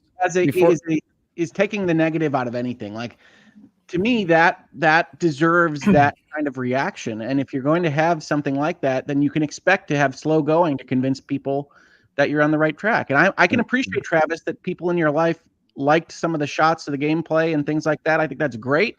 That tells me that maybe they're on the right track, but it's not my track, right? Not everything has to be made for me. I'm okay with that, but it's not a game I have to be excited about. That's totally fine. I do think before you say that you're not a negative Nancy, you should check with the people in your life first to see if they agree with that assessment.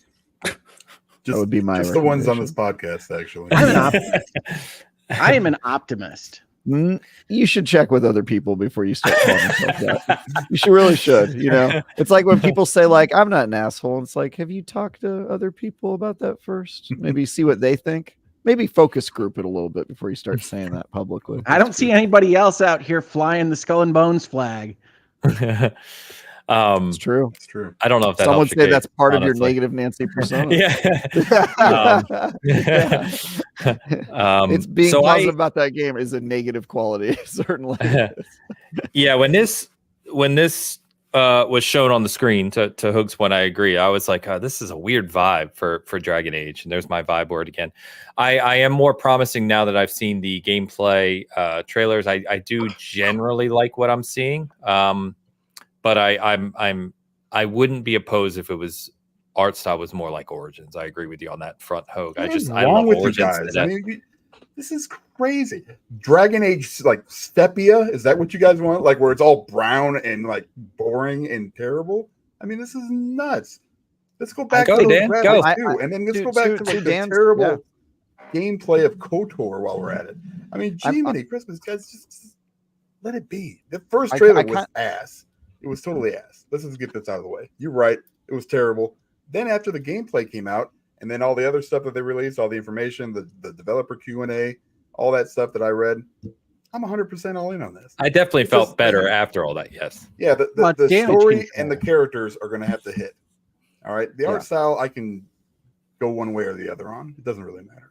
I'm cool with the art style. I just want to see some more polish with the performance on it.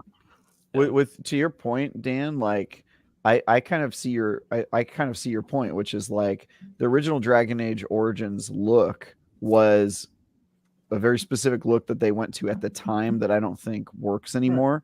And the most recent Dragon Age was a really long time ago. And so I think they do have to reinvent the way the game looks to make it acceptable today, but also keep whatever it was that they were going for in previous games. And so to me, I'm not that concerned by the different look. I think it has to look different just because of how much time has passed and all that stuff. But yeah, I get why people would be worried after the initial trailer, because tonally it was just a weird trailer. Yes, but they were okay with that going out, right? I mean, I don't think we can skip the fact that trailer exists and that this was their announcement to the world. Nobody had seen Dreadwolf or Veilguard. This is what they were okay with presenting as their product at that point in time. So I don't think we can discount that exists and just say that the damage control worked. So I am still going to think that whatever was represented there by that borderlandsification of your product exists in the writing and the characterization and the story. And you can't convince me otherwise without me playing the game at this point. Totally. How many times have we seen trailers though been completely different than what we've gotten actually in the game? I mean, it's so unfair to judge a game based on one thing. I just exactly. I mean, especially when a day later you come out with a whole nother look at it. We can say their debut was weird, Hogue, totally. Yes, but I think that if they immediately followed that up with a whole bunch of gameplay and a lot of people are really connecting with that, I just don't think it matters that much. It's kind of a myopic way of looking at it. So yeah, you could be miffed about the trailer.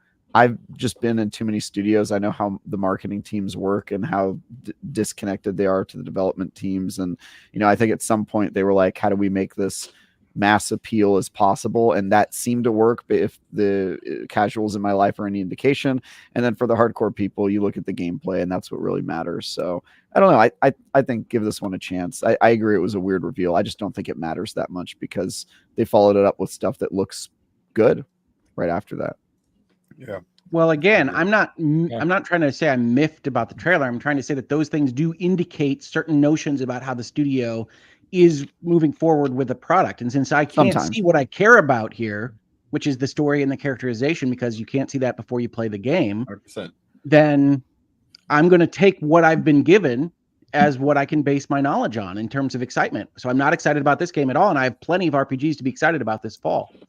Sometimes trailers are indicate what a student thinks of it. Sometimes it's just a marketing person saying, it doesn't really matter because I think this trailer is going to bring people in and give us a chance to show them our game, and then that will sell them. You know what I mean? So I don't think that's necessarily true just based on my interaction with studios. Sometimes a trailer is just a trailer and people working on the game see it and they go, well, that's a weird way to present our game. Okay, but I did hear the dialogue in the gameplay presentation, right? These things go together. Sure. Well, the good news is we won't have to wait long to find out, assuming they hit their release target, right? I mean, it's middle of June. It's not like anything releasing in 2024 is that far away. So, yeah, no, it's almost done. I mean, It was cool to see it. I'll reach back out to Mark Dara. We should have him on again, right? Because he kind of has talked to us quite a bit about this, 2 years ago now, something, when it was, early in dev. So we'll see. But the funny thing is, we talked the most about that. That's not even an Xbox game. It just happened to have that trailer at the showcase. So a couple specific things. We do have release dates for, so hard release dates. So Stalker 2 is coming out September 5th. This one was available to play at Summer Game Days. I sat next to someone playing it. I didn't hands-on myself. Looked pretty good. It looks to play pretty well. Seeds and I were talking prior to the show about potential frame rate, just again, end game polish. But, it's nice to see this one finally kind of approaching the finish line, given everything that studio's been through, of course, and getting that game out the door. I mean, we've talked before that if you're not familiar, Stalker 2 is literally being developed in Ukraine, and literally some people at the studio have left to fight in that against, kind of Russian invasion, if you will. So it's a very serious kind of time over there, which is crazy to be thinking about developing a video game in the middle of. So, you're on mute, Travis. They've also lost team members to the war. Yeah, I mean it's wild. It's pretty hardcore.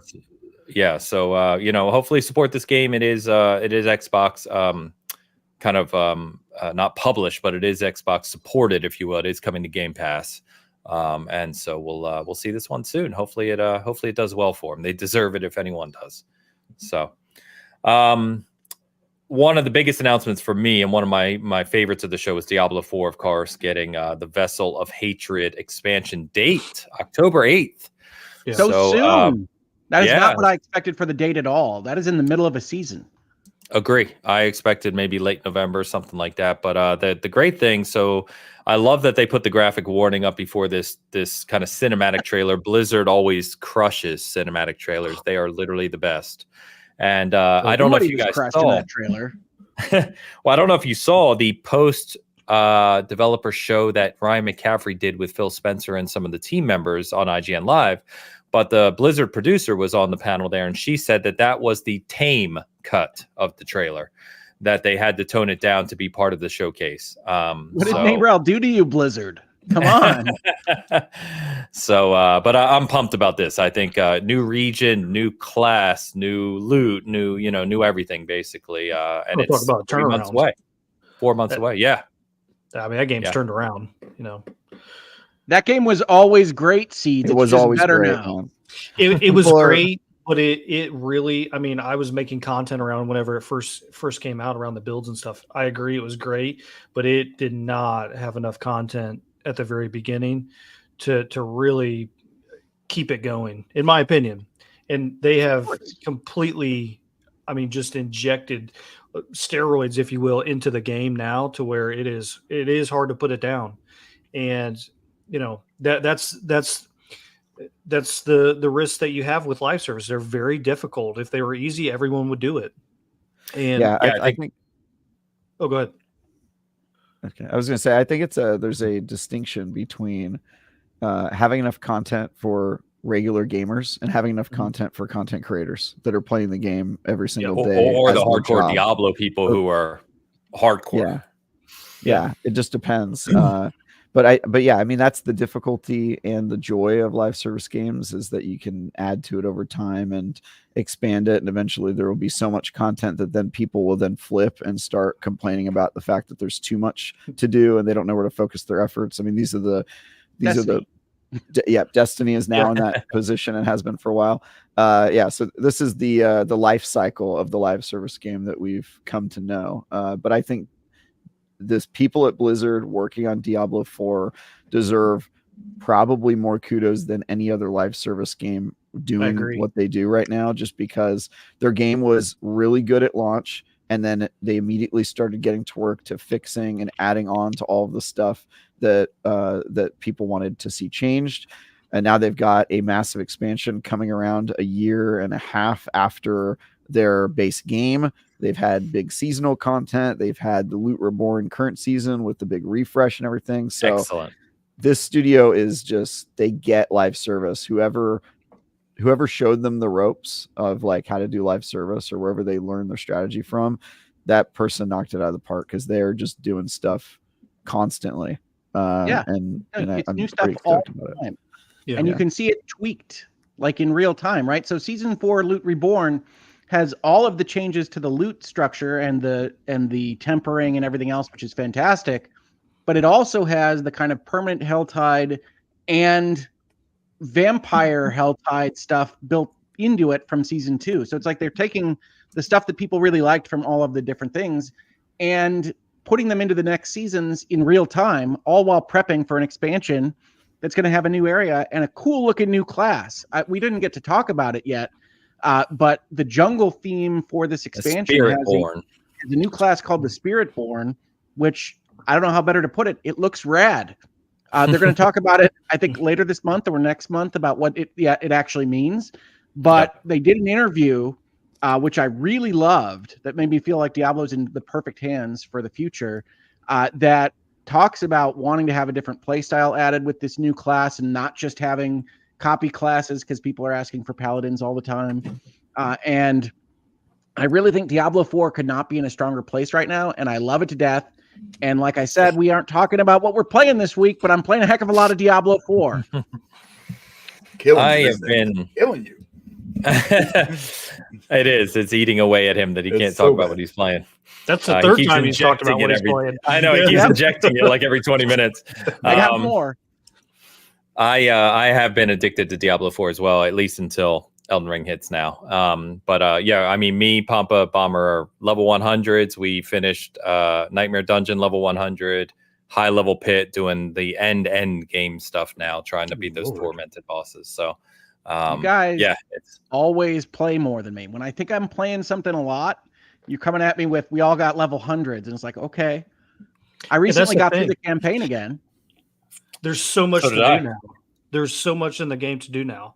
And it's just, I mean, like Travis said, the team over there has done a phenomenal job. And what I really liked is whenever they were kind of listening to the feedback, they were very conscious of some of the, I don't even know if I want to call them missteps, but they understood the frustration that was there from the community as a whole that supported, and they just did a phenomenal job of taking the feedback, taking the criticism, and implementing it to bring the game to where it is now. And it's just like Travis said, they've done a phenomenal job. Whoever has walked them through doing live service and keeping it going and constantly improving it. I mean, just they nail it. They have it down to a T. I've been counting their mistakes, and so far they've made one like major mistake of note, which is after they launched the game, they almost immediately nerfed a bunch of stuff. I think it was when season 1 came out, and I call that one shaking the jello, which is you're not supposed to change the game too much before the jello gets a chance to set, right? Yeah. They made that one, and I was like, oh, that's one of them on my list, right? Because I have this whole thing in my brain of the things you do and don't want to do with the live service model. So, but aside from that, they have like a pretty flawless track record in terms of not making specific promises, keeping the feedback loop going constantly, their content pipeline, like they're making so many right moves. It's just really impressive, honestly, because I'm just used to even the best of the best in this business making way more unforced errors than this team has. So really excited for this expansion. Well, they're bouncing between kind of popular seasons, right? 1 and 3 are not as popular as 2 and 4. And that's interesting to me, but they're still borrowing things from various seasons as they move forward. So I am not a live service guy. This is not where I live. This is not where my bread is buttered. So this is all pretty new to me. I don't play end game of these things. And I have been super impressed by the changes. And you can hear me talk before season 4 came out that I wasn't positive about whether or not a refresh of that size would make me lose my love for a game that I was enjoying. And I am so happy to say it's even better now. And I have complete trust in the designers of this video game. Yeah, it was, agreed on everything. I'm super pumped about this. I like that they're doing a new class that kind of goes with the theme of the new area, right? Something different, which is cool. The art is awesome. My little pre-order jungle cat is sweet. Yeah, I've seen those running around, and And then Rod, you can tell Rod's loving it. He was at the he came up after the show to the media lounge where we were all kind of like working on stuff and having lunch and stuff, and he was just hanging out and chatting with everyone. He's just, he's living in the moment, loving it, which is cool. They seem very confident. Yes. Did you ask he's a super nice guy. Did you ask him if he's excited for Gears of War E-Day? Yeah, people were talking to him about Gears and where it is. Yeah, he even posted on social about how cool this looks. So, we're gonna get the Gears. Don't you worry. So we've got. Blizzard also announced the next expansion for World of Warcraft, War Within, coming August 26th. So that's even closer than Diablo expansion. I don't think anyone here, unless you are Seeds, is a big WoW player, but the guys I've talked to at SG who play, there's two that Eric and Steve play WoW pretty regularly. And they're pumped. They didn't expect it was coming this soon. At least I don't think, if I have that right, if I'm thinking of the right thing. But they're excited for it. So I assume with the name like The War Within, it's going to be about like the players overcoming their personal problems. Right? It's just like therapy sessions. They're going to go to counseling. Yeah, War Within. Is that a bunch of couches spread around? You just make appointments and work through things. Yeah. That now I would log back on to WoW for that. Would you? I've got some stuff to work through. So we got the next look at Avowed. The weird thing here was that they showed Avowed. This is one of the weird things from the show. I think they showed Avowed. They showed gameplay. They confirmed 2024 still, and then waited to the next day or 2 days later, whenever they did the breakdown with Obsidian, to show the release date, which is November 12th. So I don't know why they didn't just show November 12th at the show, but here we are. Is that a real release date? That is a real release date. I didn't think that one was confirmed. It was on their Obsidian blog post that they accidentally released. Yep. Did they pull it? Didn't they take it down? Yes. They leave it back up. Yeah, that's what I thought. Yeah. November. So they released the release date and then they pulled down the release date. Yeah. Yep. But in there, it wasn't like a leak. It was an official Obsidian thing they put up by mistake. But November 12th is the date on that. Looks good. I think the biggest thing from the gameplay breakdown we got here is the fact that there's a lot more to this game than we saw on these couple-minute trailers. Go figure. Including the biggest thing I think for many people, including me, was that you can play the whole game in third person. It doesn't have to be played in first person. Excuse me. That was cool. So I like that. I think that's cool. I'm excited about this. They kind of talked about more the depth with the conversations and the relationship building and kind of the pillars of eternity, stuff in the world. So I'm pumped. More pirates. Don't you start. And crabs. There's a lot of pirates in the Pillars of Eternity world. I don't know what to tell you. I'm just talking about Pillars of Eternity. As long as we're talking about pillars, you're fine. Their first gameplay trailer was like all nautical pirate themed. Remember that? Yeah. We were like and haunted pirates. Yeah. Dear Lord. I'll be I have to tell you, performance. I have to tell you, I'm a little cold on Avowed, but this one was warming me up. I like what I saw from the story trailer and from the gameplay stuff. So me too. Speaking of things I'm more excited about than Veilguard, let's put Avowed on that list. Sorry, Siege, you're gonna say? I'll be interested to see the performance, especially in the third person. I want to see, one of the things I really want to see from Xbox Studios is 60, at least give me a choice between 60 FPS performance mode and if people want to play 30 FPS on fidelity and quality mode. I've had, for me, I've had 7 deployments. I've had some pretty close calls where things have blown up close to my head. And when I play a game that's in 30 FPS like Zelda and some of these others, I get headaches. And so, that is one of the things that I'm looking for out of their studios is just give me the option to be able to choose, which one I want to play on. And I think that, in this generation of consoles, we should have that now for, Series X owners and obviously in PS5. So I do want to see that. I want to see them be able to bring out a game that is capable of doing that on release and offer that, especially with the third person, because I hope that it is a smooth third person and not, kind of janky, if you will, or Skyrim, an afterthought. Worst, right? Yeah, I would like to see that focus there because I do think that was I didn't know that it was going to have third person. I really like that. So, I hope that they put that attention to detail in the third person, just like they do in the first person. So, yeah, I hope so too. I know, Dan, you have a little shorter time today, so I want to make sure I get to this one, of course, and I'm going to start with you because State of Decay 3 was shown. It was one of my favorite trailers from the show, and they actually integrated some gameplay in it as well, which looked really cool. Was there gameplay in that trailer? Because if there was, then it did look really cool. Yeah, there was.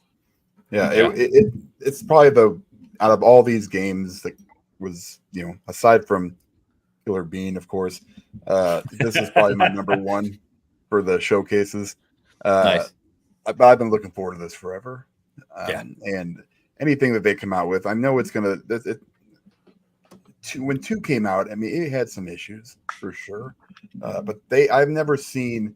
I mean, you see games like No Man's Sky and Fallout 76 and all these other games get a lot of this praise for continuing the support, going forward, but you don't see games, or like Undead Studio or Undead Labs, get that kind of praise for State of Decay as much. And they should because they're still putting out stuff today. They just released, a few months ago, a huge addition to the game, like random events and random situations, which are super fun.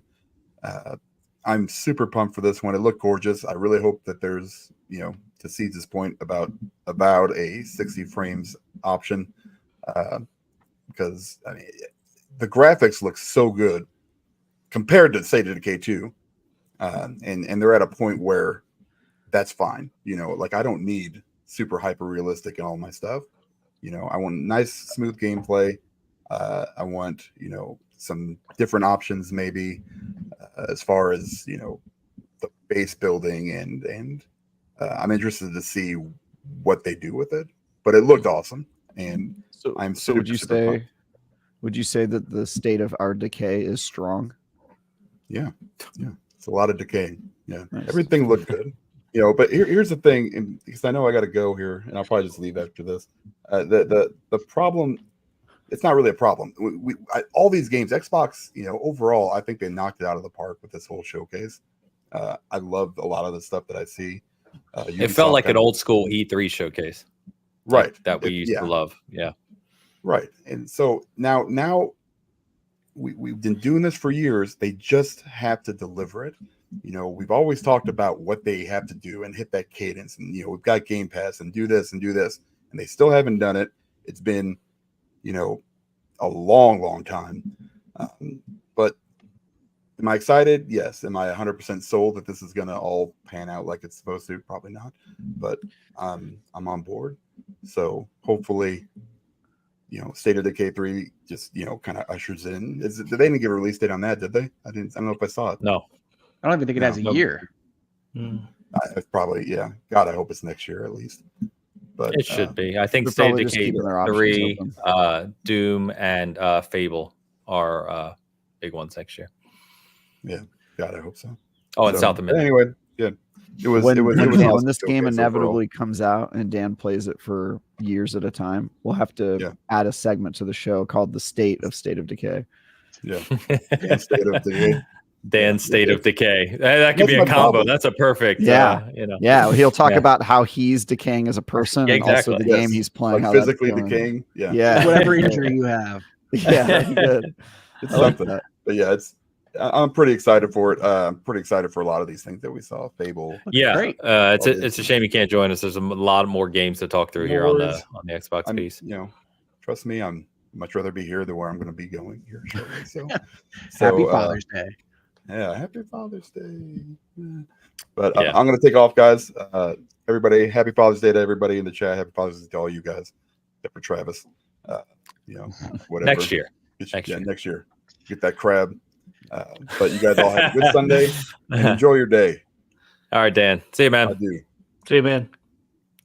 All right, let me swap this up here. We'll go. The only one who cares about his kids this day. Should we just make Seeds be Dan? Be Dan from Australia. Australian Dan. Give us your real Australian accent now. Yeah. All right. Let me, I got a couple of comments and super chats to mention before we continue on here. So, Fifth String with the member comment, Xbox Showcase felt like I just said this, 2010 E3 Showcase, loved it. Yeah, I think I adored this Xbox Showcase. We're going to talk about more games, of course, but this was my favorite showcase in a very long time, if not ever. It was fantastic. Lucius, $2 super chat, more Hexen Doom than Diablo Doom, in my opinion. Yeah. Good shout out. Very fair. Hexen. Yeah. Wow. Hexen. Yeah. That's what I thought they were going to announce, by the way. I thought for That'd years, be cool. I thought Duggan was working on a Hexen game because I think Phil Spencer wore a Hexen shirt last year. So I thought they were going to, I thought that's what they were going to announce, but this was probably cooler. Yeah. Yeah. Lucius, thank you as always. Good to have you here. And Fat Boy Horror in the house with the not euros, £5. Afternoon, gents. Dragon Age Origins might still exist, but is broken as hell. Yeah, it's not really well optimized, that's for sure. Plus, everything is brown, lots of brown. It's not a great graphical looker, but it's a fantastic game. It's written well. Very true. Very true. Yes. Thank you, Fat Boy. Good to see you, brother. All right. So let's keep going here. So, Fable. We did get the next look at Fable. We got some gameplay of Fable. We got some humor, as you would expect. 2025, as we already knew it would be, but good to see it again. I'm very, very excited at what Playground is cooking up here. I think Playground is an extremely talented studio. If you don't know, they have expanded a lot in the past couple of years internally. They're a big studio, and I think that they are really going to they're going to bring Fable into now, the current time, I think extremely well. But I don't know how you guys are vibing with it so far. Well, I mean, this is the reason I'm not getting a Horizon trailer, right? I'm not a big Fable guy. I didn't like what you generously call humor in the original series. I don't love a fart emote and that being part of the storyline. I don't think that's great gaming, but a number of people love it. So I hope they hit what they're looking for. It's not going to be for me. I'd rather have not a fart emote, Hogue. Okay, it is a fart action, and when you fart on people, they take the disrespect. Okay, so it's different. It's a world that responds to your farts, and I think you're missing that part. Well, hold on. I never liked humor. I never thought the combat was great. Fable is not a series that I have enjoyed. Well, hold on. You said you just said this game is not going to be for me. It's probably a year plus away. It's not the same studio that made prior Fables, and it's still unlikely to be a game for me. And it's a decade plus, and you're still already writing it off. Hogue has decided to not consider this game. One thing I have noticed about you, Hogue. One thing I have noticed about you is you are an initial impression guy, and it is very hard to move you off of your initial impression. Once you decide something, as soon as you see it, that's it. And you will double down to the 10th degree. And I'll mostly buy everything and give it a try. I mean, like, that's what I do. But I don't need to be excited about things in advance that are unlikely to impress me when they finally release. Also true. Also right. fair. I will take a not negative Nancy take on this, but similar to Hogue's perspective, which is that like Hogue, the other Fable games haven't quite hit for me. I played them all probably for too many times. I think I told you guys that I broke up with a girl so I could play the first Halo game or first Fable game. I was going to say there's nothing wrong with that. I mean, right? Exactly. Yeah, a Fable game is what I meant. Combat Evolved. I just really wanted to play it, and she wanted to have a conversation about our feelings, and I was like, I have to get to this game. I'm sorry. So that understandable. Was that. But anyway. The first Fable, all the promises we got never quite got there, but it was an interesting idea.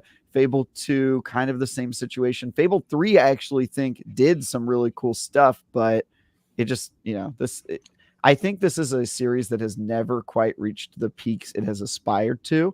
The thing that gets me excited about this, hey, don't. You have no response to that. I mean, that's just a fact. But I'll say this: that makes me more excited about this game because I think that what they have is this foundation of like potential that is like so clear in the series. They're maybe one of the best development studios in the industry right now, at least one of the best track records, certainly. And I think that they have an opportunity to actually fulfill a lot of the potential that the series has had. So I personally am like Hogue, and that the other Fables have never really quite done it for me, but I've seen the potential, and I think Playground Games has a really unique opportunity to capture that. So I'm super excited. Yeah, I agree. I never really got too much into the Fable games. I have played through them all, but like you just said, I felt that there was something missing. Playground Games though makes these worlds so beautiful, and they're very well crafted, and the studio as a whole just does a fantastic job of bringing these things to life. I think the only, not even a concern, but maybe question, is I've never seen them do anything heavily driven by narrative. And so I do have a question, around that. Like, how do they take what they have been just, excellent as a studio, and take that quality and also give us this story that is just awesome to be involved in and to explore. So that would be the only question mark for me on that game, is can Playground pull that off? And if they do pull that off, that studio is just killer, because they have shown how well-rounded they are as a whole. Yeah. I also want to stand in defense of the comedy potential. I do think that Fable has been funny. Hogue doesn't think fart jokes can be funny, right? And there's fart jokes in some of the greats. Monty Python has fart jokes. Hogue thinks he knows better than Monty Python, and that's because he's clearly an aficionado when it comes to comedy, and he's got great taste. So I know what makes me laugh, and it isn't Fable. Sure. We'll see if this one does. What makes me laugh is hearing you talk about comedy. But yeah, I do think that they have an opportunity to have some really cool British humor, which British humor is not something that we get to see featured in games a lot, which I think is cool. It's a unique opportunity and perspective. So yeah, I do love British humor. Hitchhiker's Guide to the Galaxy is one of my favorite books of all time. I have not gotten to that level, certainly, with any Fable product before now, but I am amenable to your argument that there was potential here, and if we let someone else try to mine it, it might have a better outcome. I'm also, unfortunately, amenable to Dan Seeds' position, which is that Playground has made Horizon games, and they're fantastic, but certainly nobody's going to them for the story. And whatever PR manager is going to yell at you for your racing is not the same as trying to put together a full fantasy story. Yeah, I wish I knew.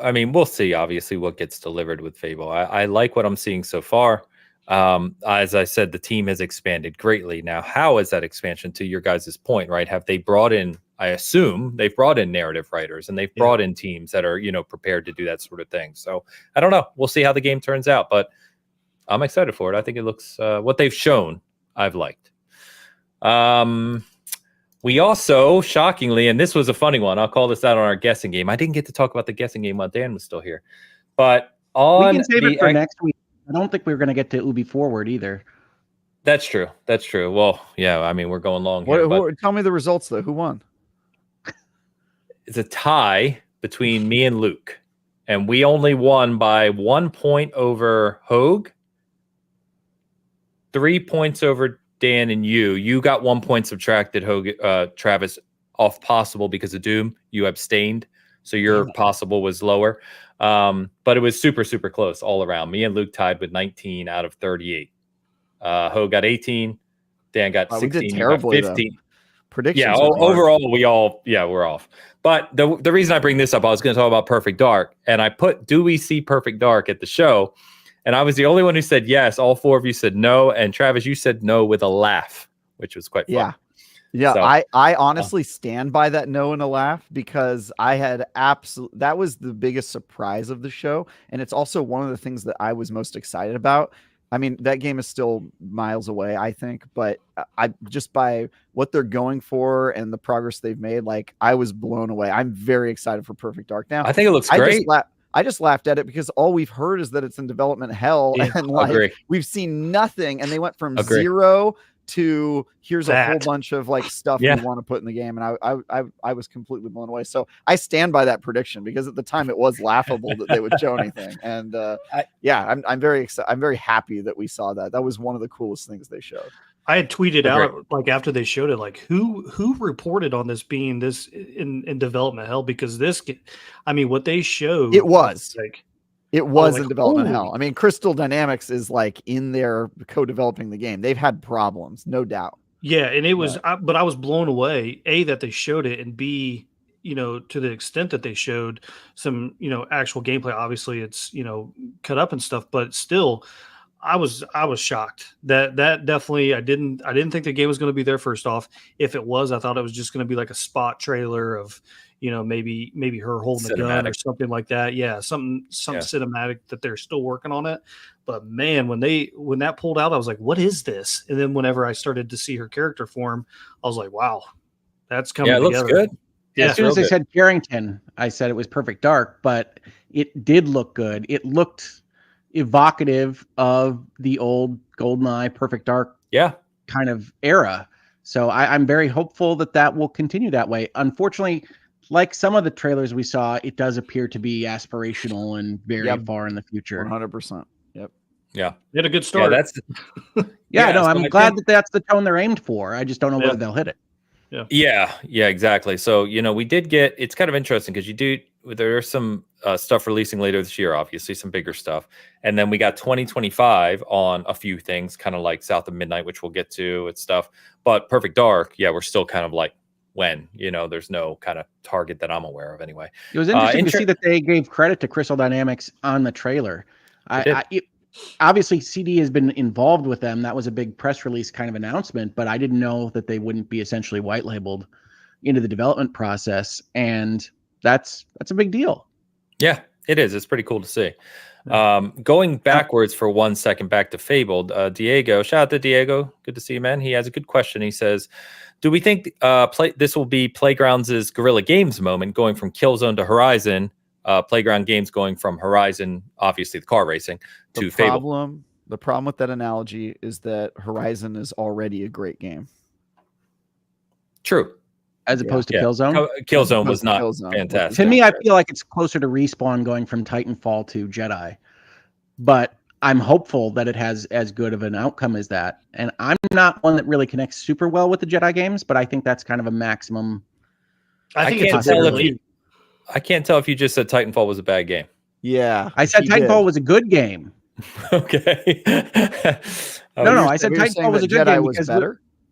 I'm saying that you said that it doesn't work as a metaphor because Horizon was already a good game. I'm saying Titanfall was already a good game, and I had my doubts that they would be able to move to a narrative, character-based game in Jedi. I got you. Both are good. Got it. Yes, gotcha.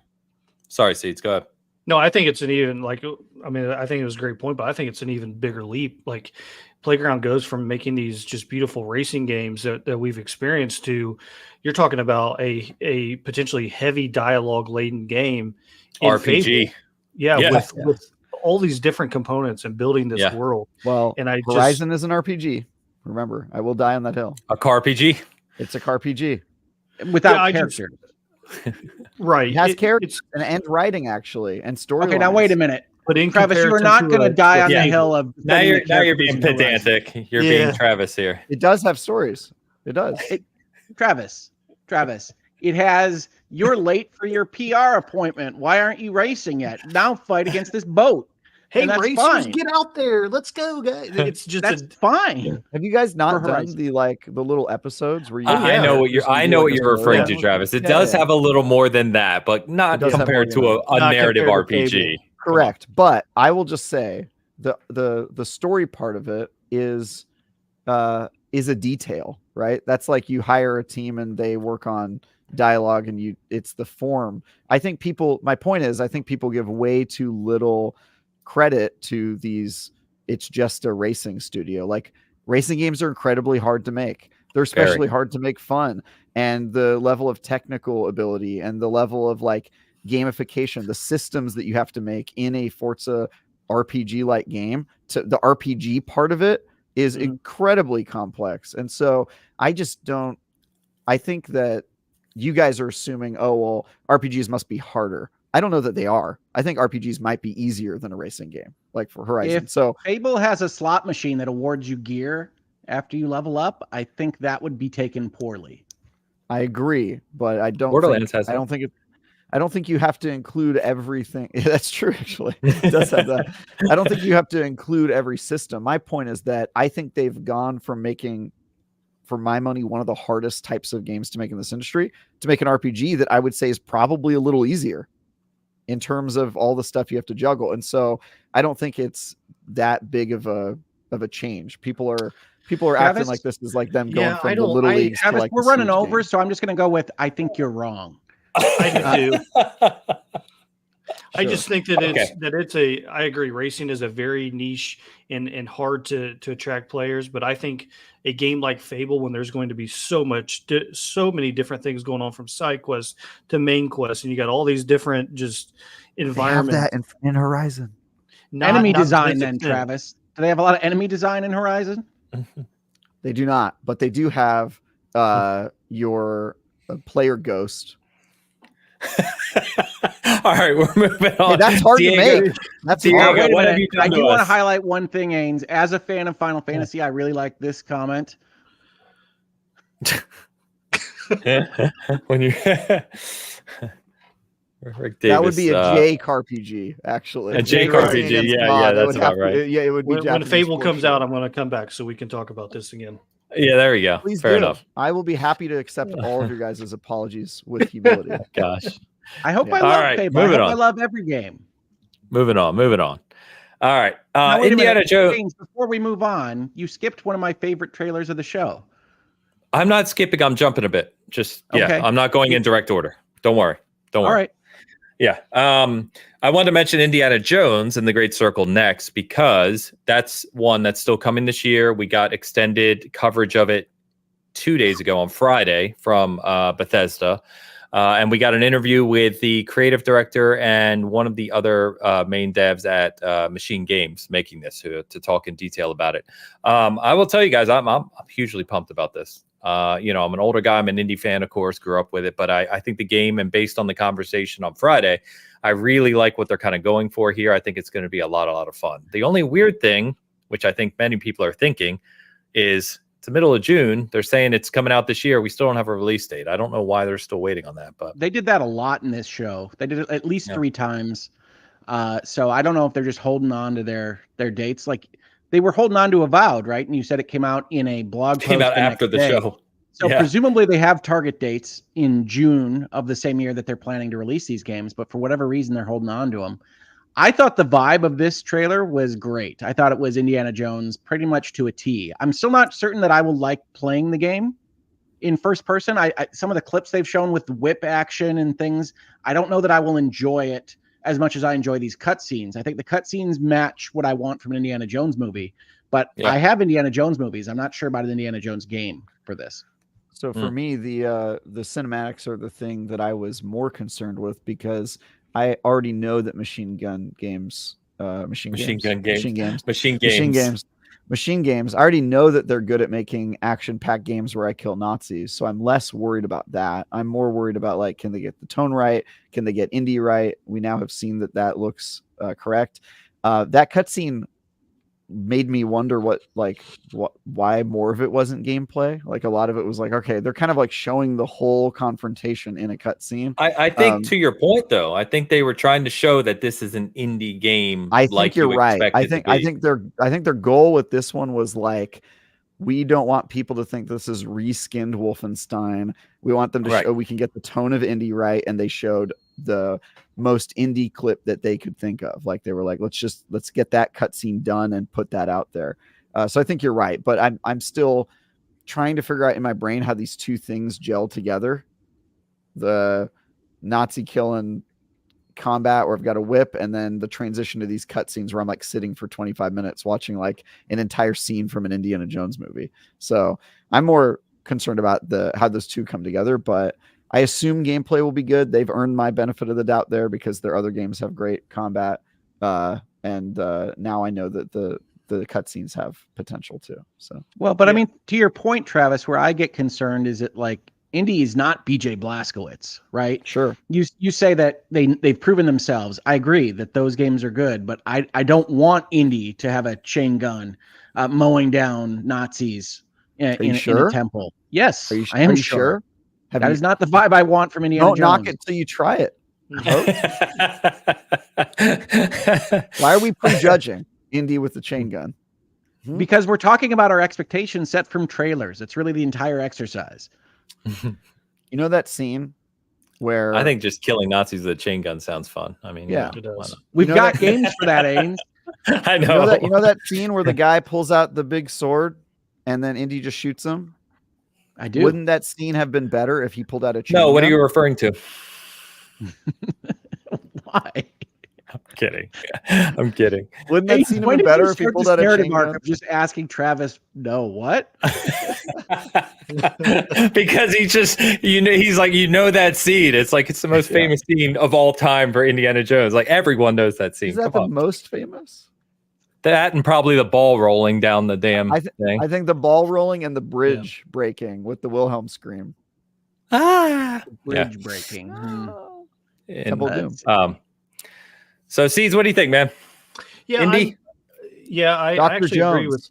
agree with both the points that were made. I was a little worried, I guess, going in playing first person. Not really sure, but they, like Travis said, the studios earned my trust in the games that they've made to make it look good and feel good in that first person. So I'm going to play it, check it out.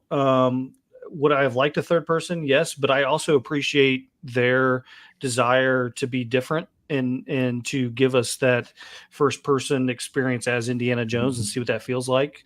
I think maybe there could have been comparisons made to like Uncharted and stuff like that if they did go third person. So I can appreciate them, taking that on and going first person. I look forward to trying that out. That was my main thing. How's that going to feel being Indiana Jones with a whip in first person? So yeah, that's, if you haven't watched it, I think that's why they talked about that a lot on Friday. Is that was probably the biggest part of the conversation, was exactly that, because I think they know people are kind of curious as to what it's going to be like in first person, and they talked a lot about that. So, but let's so anyway, still coming out this year. We'll see what the actual release date is. We got a cool new IP announcement, which has made waves, called Mixtape, which is the next game from the Artful Escape developers, Beethoven and Dinosaur. Great name. Yeah. And obviously licensed music in this one, taking you back to an era, decades ago when some of us around here grew up. So this one has seemed to, again, using the word vibe with people really well. And I think there's a lot of hype about this. Can I ask you a question? Sure. Why do you point out every time you use the word vibe? Because it's become it feels like I say it too much now. So every time I go to say it, it feels like I need to preface that I'm going to say vibe again. But for this game, I think you have a vibe trigger warning. I assume that since Ains reads all the comments, that he's gotten notes about saying the word vibe. Yes, yes, it did come up on the last show when I said it. Would you like me to provide some synonyms? If you're not comfortable, I'm sticking with vibe. I like it. It's his word, man. Stop trying to dull my vibe. Would you say that using the word vibe is your new vibe as a person? Yeah, it's my vibe. Okay, Stop trying to dull it. All right, Mixtape. Mixtape was fantastic. Sorry, did you just say dull your vibe? I think we're mixing. Stop it. Hogue, Mixtape. Mixtape was a fantastic looking trailer, and I am enthused about going on another musical journey with this studio. Agreed. Great. Yeah. No notes. All right. No notes. All right. One of my favorite surprises of any of the showcases actually was Expedition 33. Hell yeah. Yeah. Coming out of a French studio. Looks, they started with this kind of cinematic approach, a little dark, a little bit. I was like, ooh, what's this? And then they moved to the combat and they showed more of the UI and the combat styles and the action. And it all clicked for me. I was like, this is awesome looking. So this seemed to have been making waves, not just for us, it seems, but pretty broadly since the show.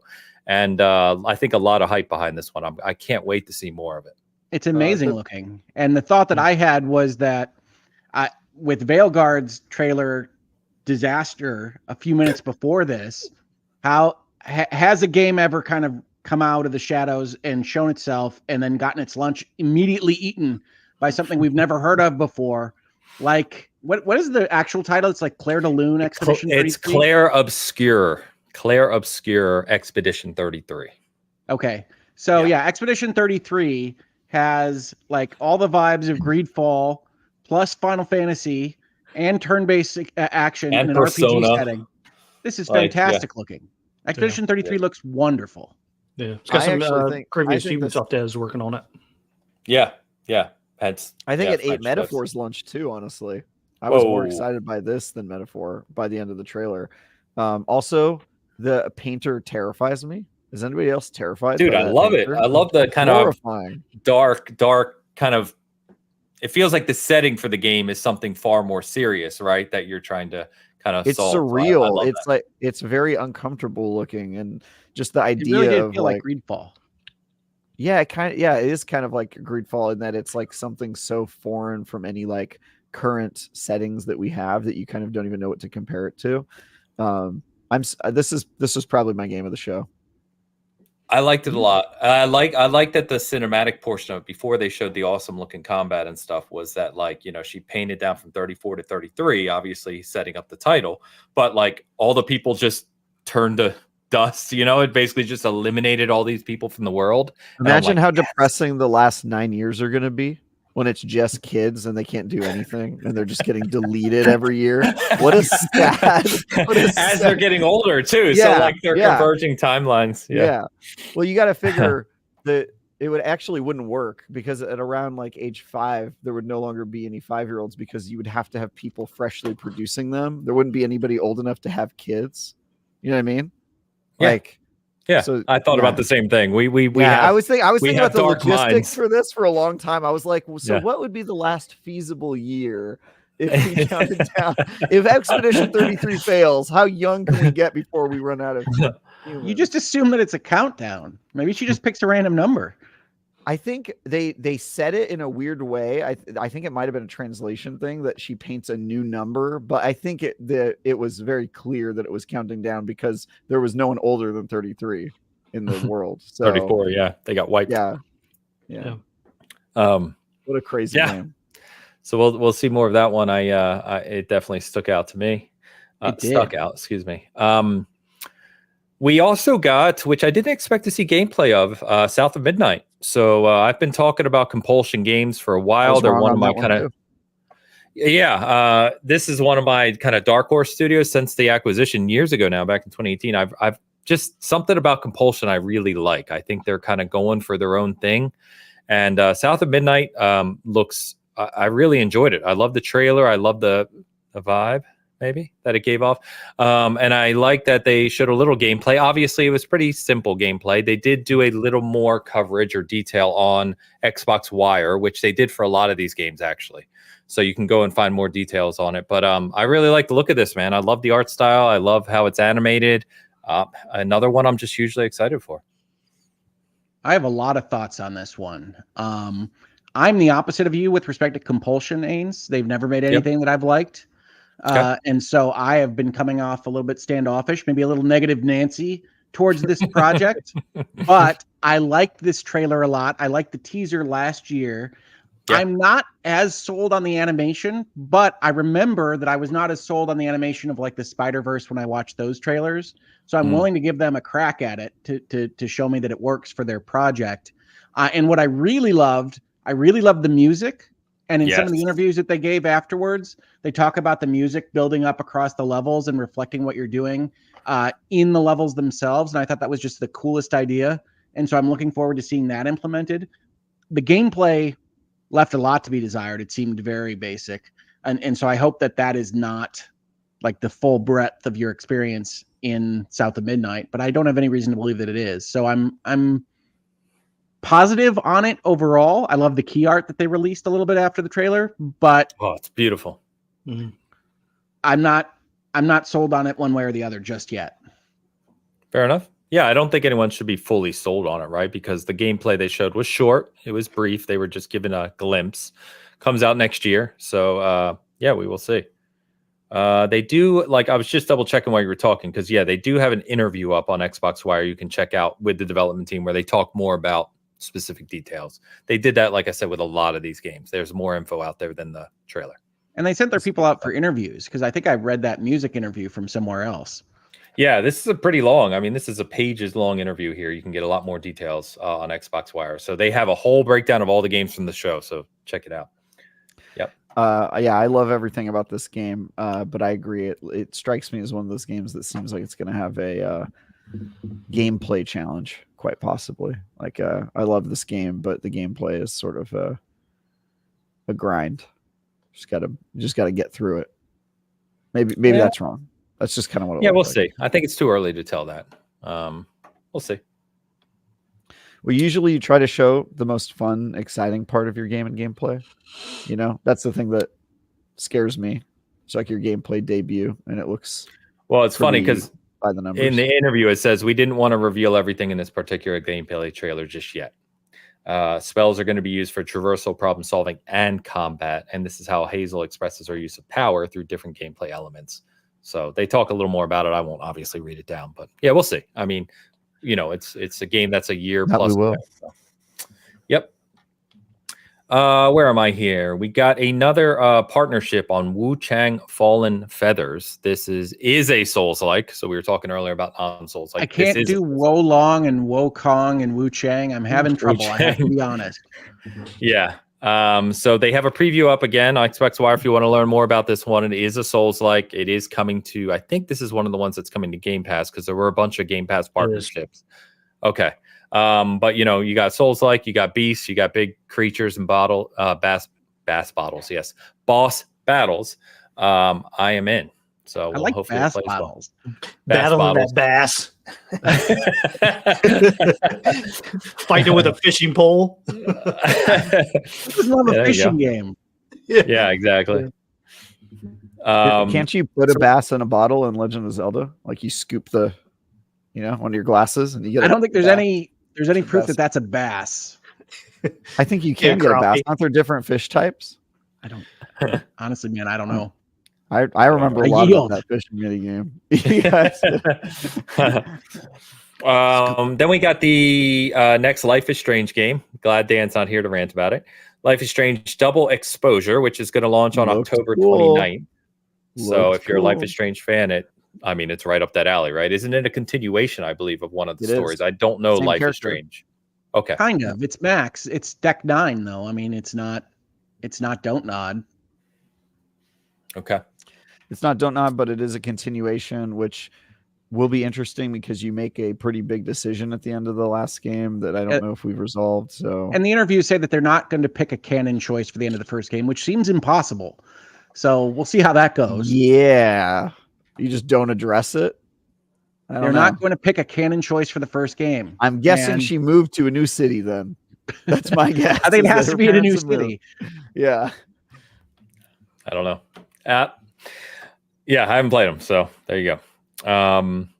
Then we got Flight Sim 2024. We knew this one was coming, obviously. They showed more. I think, obviously, they're going for a little more. They're keeping the realism, but going for a little more gameplay styles than just flying around, which is kind of cool. That's coming November 19th, so that's coming later the year. It seemed to be the purpose of the trailer was to show that, like, for people that didn't love the last Flight Sim, even though it was a highly rated game because it didn't have enough gamification elements, that they're adding a bunch more gamification into Flight Sim 2024 That's how I took missions. You go do missions, career types, type thing. Rescues. It looked and that's what I want, right? I want an economy of some kind to earn my way up planes or in a system of some kind. Otherwise, it's just you want flying from airport to airport. Yeah. Yes, Travis, we do. But looks, beautiful game, no doubt about it. It's a stunning game to play. So pretty cool. Hopefully that goes well when that launches. Flintlock Siege of Dawn. This is one that's been coming for a while. So this, was announced last year. We've gotten previews of it, demos, etc. There's demo, I think, right now on Steam Fest. This one is coming already out waiting on my Xbox. Yeah, it's coming out July 18th, so it's only a month away launching. It is launching day and date in Game Pass as well. So this one looks really cool. I like the look of it. I hope the extra time they've taken to polish it up does well for them. I'm definitely interested in checking this one out. So I have a flight stick. You guys got a flight stick? For Flintlock Siege of Dawn? No, I do not. He's got a Sidewinder ready to go.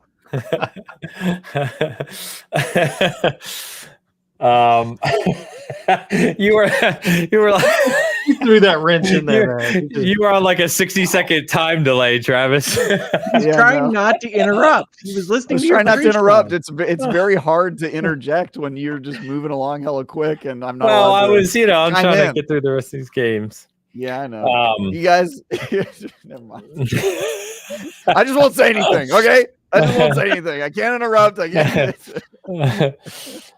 All right, I like it. We got the next game from Rebellion, Atomfall, which is this is your Sniper Elite studio. So this one looks different, I would say. I don't know what to think about this one just yet, but what was it? Atomfall. So it looks like a Fallout vibe. Yeah, almost they took their Sniper Elite kind of setting, but made it like kind of supernatural, maybe in a little way, right? Nuclear kind of with the zombies games, the zombie trilogy, kind of. Zombie Sniper, Zombie Army. Yeah. And the fourth one was actually super cool. My comment on this one was like, I was sitting next to Dee and she was like, "Is this Fallout?" And I was like, "I think it's like bad Fallout." That was like, it had that vibe. Yeah. I don't know. I hope it's better than that. Another new IP we got is Fragpunk. So this is being made by a studio called, I think, Bad Guitar Studio, which is another subsidiary of Thunderfall Games, which is owned by Nexon. So again, that whole umbrella of Nexon. This one looks really interesting. And if you didn't see, it's kind of weird. They did a really short trailer in the showcase. That same day, they released an extended gameplay trailer, which is about 3.5 minutes you can look at, which shows you more of the game. And it actually looks really, really fun. So it's a 5v5 shooter, but where you can change the world around you based on cards you play. So you can turn the world upside down, you can big head mode, you can do all these kind of crazy things while playing the game. So it just looks like one of those games that could be a lot of fun to play, but obviously execution will be paramount. Yeah. So I got like GoldenEye vibes from that one too. Maybe just because of the big heads. Yeah. It just looked like a fun PvP shooter. So we'll see how it turns out. There do appear to be a lot of hero shooters contending for our time and interest in the future. I think I'm just going to pick Concord and stick with it. With the void left by the implosion of Overwatch, I think it makes sense that we're seeing a lot of these because there's appetite for it. Yeah, I agree. I mean, that's what they're hoping. I suspect most will fail. Oh, definitely. But if there's an opening, got to take a shot, man. Overwatch is weak. When the king is weak, kick him off. The advisors get their knives out. Gonna try to see what make something happen over there. I think unfortunately there are too many hero shooters that are being attempted, but we'll see. Sounds like something a villain would say. Too many heroes. Hogue, what's your ulterior motive here? You want there to be fewer heroes, guys? No more heroes. Don't trust Hogue. Don't trust Hogue. He doesn't want there to be any heroes out there. I think I said I had to pick one. I'm currently in my head picking Concord. Well, I think Concord is going directly for the themed character shooter, whereas this game looks to have those elements, but is trying a new gameplay element, right? It's going to really see how the execution of that element plays. Yeah. So we'll see. I'll just mention quickly Winterboro, very small game from a small studio, Pine Creek Games. Looks awesome. There you go.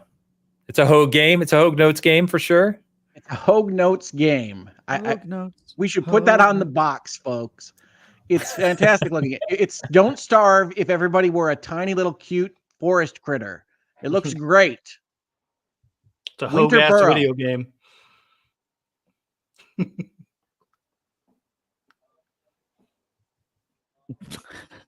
Sorry, I was typing, and my keyboard is very loud, so I was making sure I was muted while typing.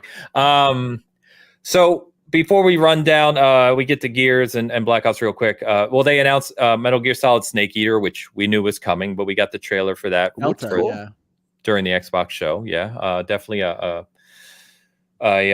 big touch up in terms of the graphical presence of that game. So, and it's a classic, right? So, we got that, and then we got, as we usually do, right? Because Xbox has now, with their umbrella, they've got these games that are obviously big monthly MAU games, we call them, right? So the Fallout 76, Elder Scrolls Online, Sea of Thieves. We got all the kind of new content for those, right? That were highlighted, and then we did get Shattered Space. So did we? I wanted a date on this thing. Well, I was just gonna say the weird thing, and it was in our guessing game, and I predicted correctly that we got a window, which is again 2024, but not a date. Well, it's closing. You think in August? I was thinking it would be August or September, but that's why I was so surprised that we didn't get a date, a hard date. And I think that's like the Xbox showcase as a whole is excellent.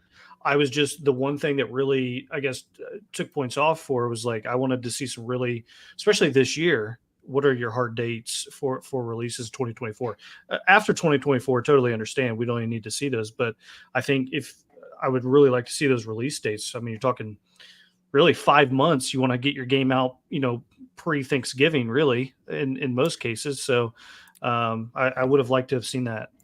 I think the thing that jumped out to your point is Indiana Jones, Avowed, and the expansion for Starfield, which is one of your obviously huge games.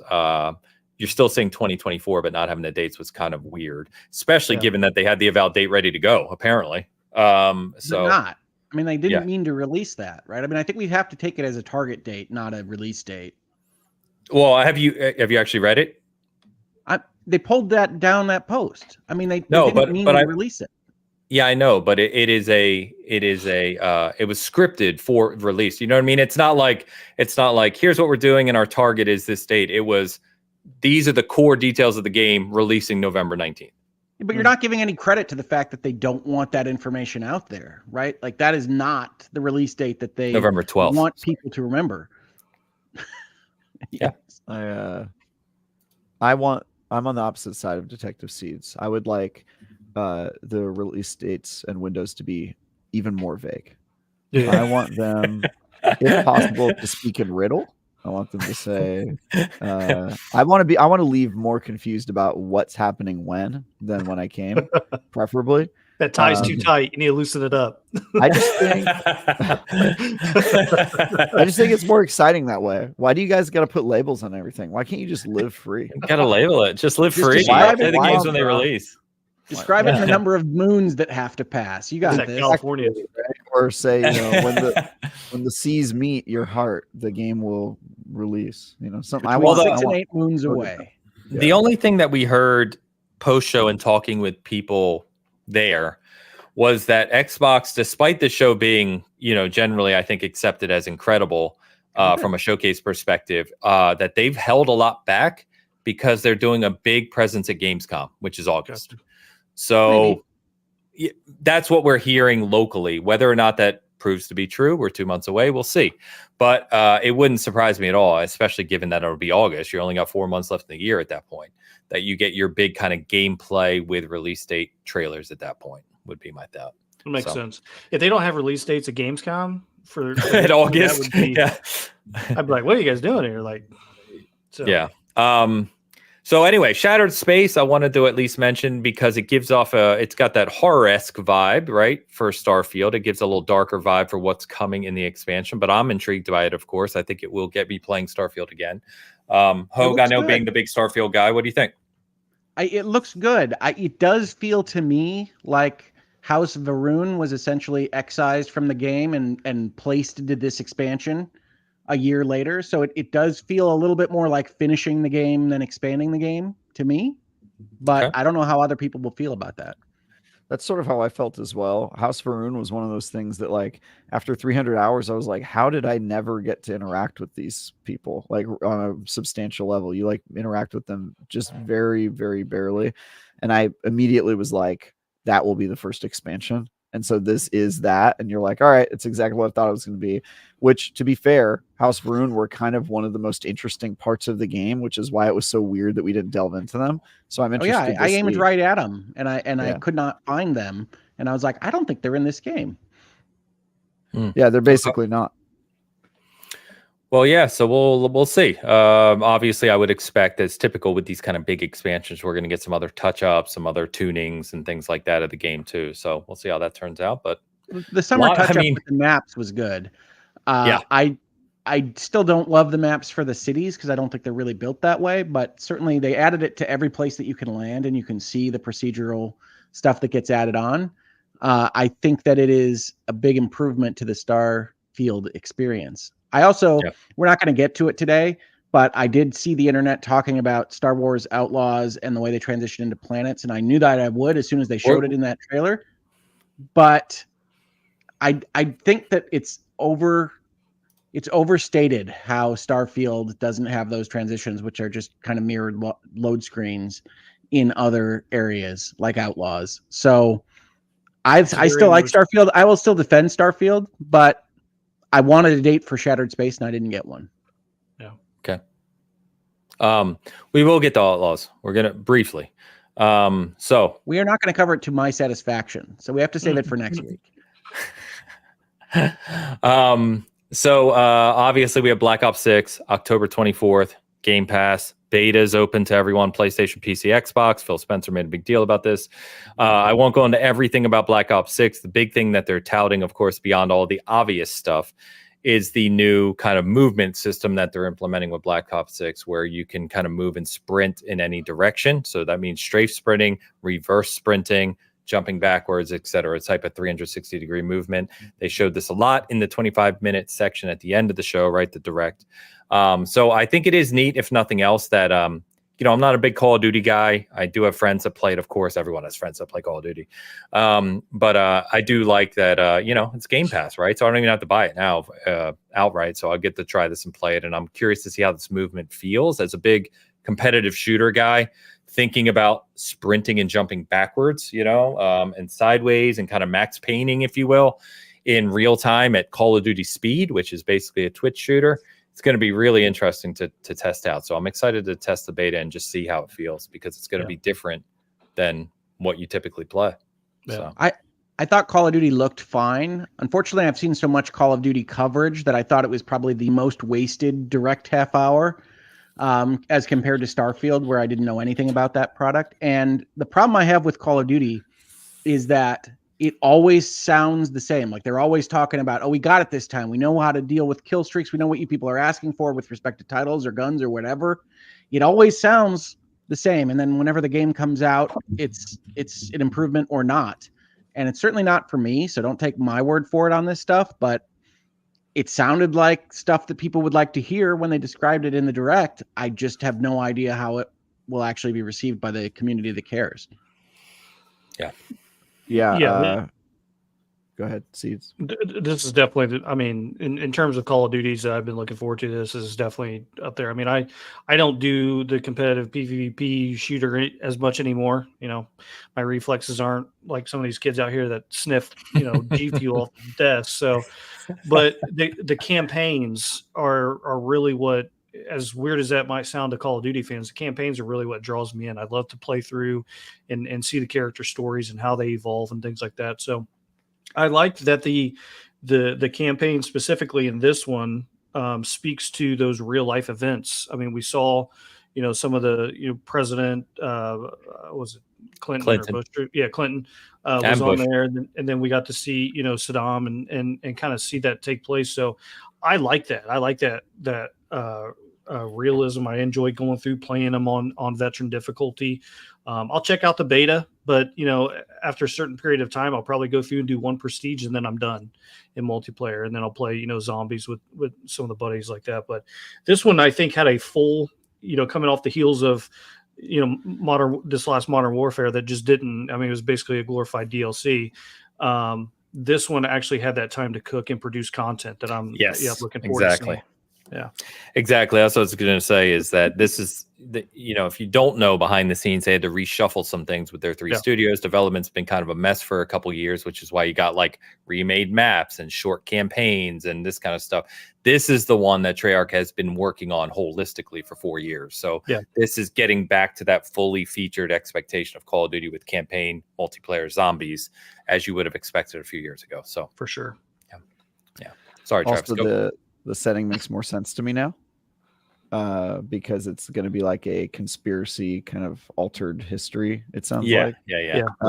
So it makes a little more sense, because at first I was like, really, that one. So it makes more sense now.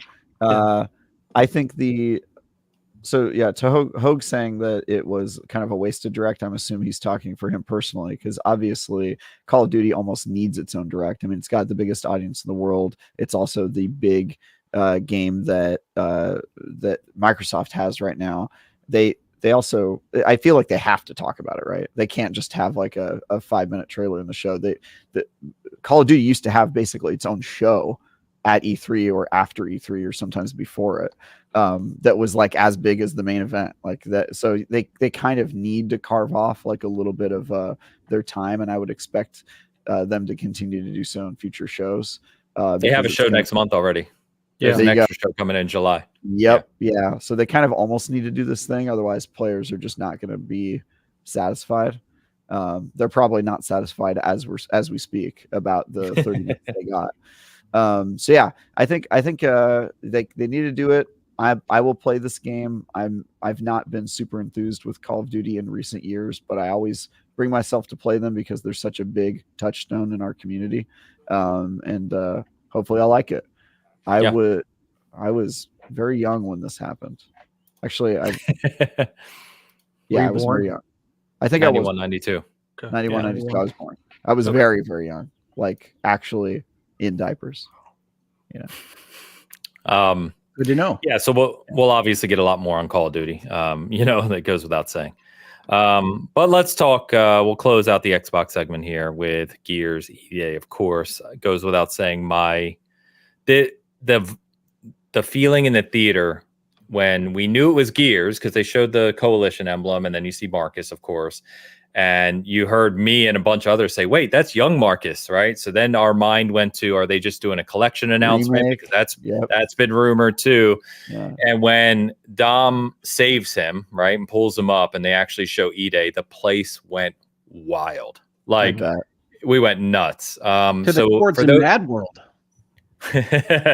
For those who don't know, right, Gears, we were expecting Gears 6. We were expecting collection. No one, insiders or not, predicted E-Day. So this has only been written about. This takes place 14 years before Gears of War 1. And this was only in the books, really, talking in references to E-Day when the Locust first emerged and came out of the ground and the war started, basically. So you're going to get young Marcus. It's in Gears Tactics for a little bit, E-Day. Oh, fair. Yeah. Yes, fair. So you're going to get that story. Coalition has come out since and said that this is, if you don't know, Coalition are also like experts with Unreal Engine. So this should be a absolutely staggeringly beautiful title. And they said this is their fully featured next game, meaning that it will have Gears multiplayer, will have full campaign, kind of the fully featured suite that you expect from a major Gears game. They also did say, because people like me asked, that are you abandoning Gears 6? Because you kind of left the story. There's a big story there. They basically said, no, they're definitely not. They will be going back to Gears 6. This is something they wanted to do as as their next thing to kind of take that step. So it's also what a lot of Gears fans have been asking for. More of the old school Gears, more horror, more dark, more, scaled back, kind of not scaled back in terms of content, but scaled back in terms of scope, I think, of the battle with the Locust. So my guess is my easy game of show. Yeah, my guess is that Gear 6 is going to be so big that they need a longer gap because there's stuff they want to do. And so I think this is a great stopgap. It's a part we haven't explored. It's characters that they know the community loves. Was definitely my biggest surprise. Well, besides seeing Perfect Dark, that was definitely my biggest surprise. But this is definitely like my biggest reveal, because you're right, nobody got this right, and I'm honestly glad it wasn't a remaster or a trilogy or whatever. Me too. This is more interesting. I'm the one thing that I'm curious to hear you talk about, Ains, because this is something I immediately thought about is like, how is it going to feel fighting just the Locust again? Yeah, so they did create some kind of new enemy types with the Swarm, right? And if you don't know, spoiler alert, the Swarm are just locusts, right? They're evolved locusts. So I don't know. I think they probably go back to some Berserker type elements, right? They bring in the bigger kind of boss battle type things. And I have to imagine they'll introduce some of the things that, we've seen before. You start to see that they're on guard. I won't get into all the Gears lore, but, they did have quite a few different kind of enemy variations previously, and I'm sure they'll expand upon that. But but that's my question is, can you expand on the enemy variety when it's in established lore and like we don't see them later? You know what I mean? Sure. The answer is yes. I don't think there's any hard rules on that. Why not? Interesting. Yeah, I got goosebumps whenever we saw what it was. I mean, Gears of War, for me, just as a series. I mean, I had 4 deployments I took my Xbox with me on, and Gears was something that we just all engaged with and all played. I do the one thing that I am interested to see, because they are absolute wizards in Unreal, is them being really the first ones to I guess I shouldn't say first ones, but I'm interested to see the magic that they bring out in Unreal 5, because so far, when it comes to some of the games we've seen in Unreal 5, they've had some struggles. And so I'm really interested, because of how good they are with that engine. I'm interested to see, like, okay, if anyone can get it and polish it up and really maximize what that engine can do, it's going to be them. And that level of realism, I think that we are going to see from them using that engine will not only be breathtaking, but if they are able to maximize everything that they can do with it, I mean, you're talking, I mean, it may be early to say, but you're talking game of the year style content when it comes to that level of quality and what that studio can do, in my opinion.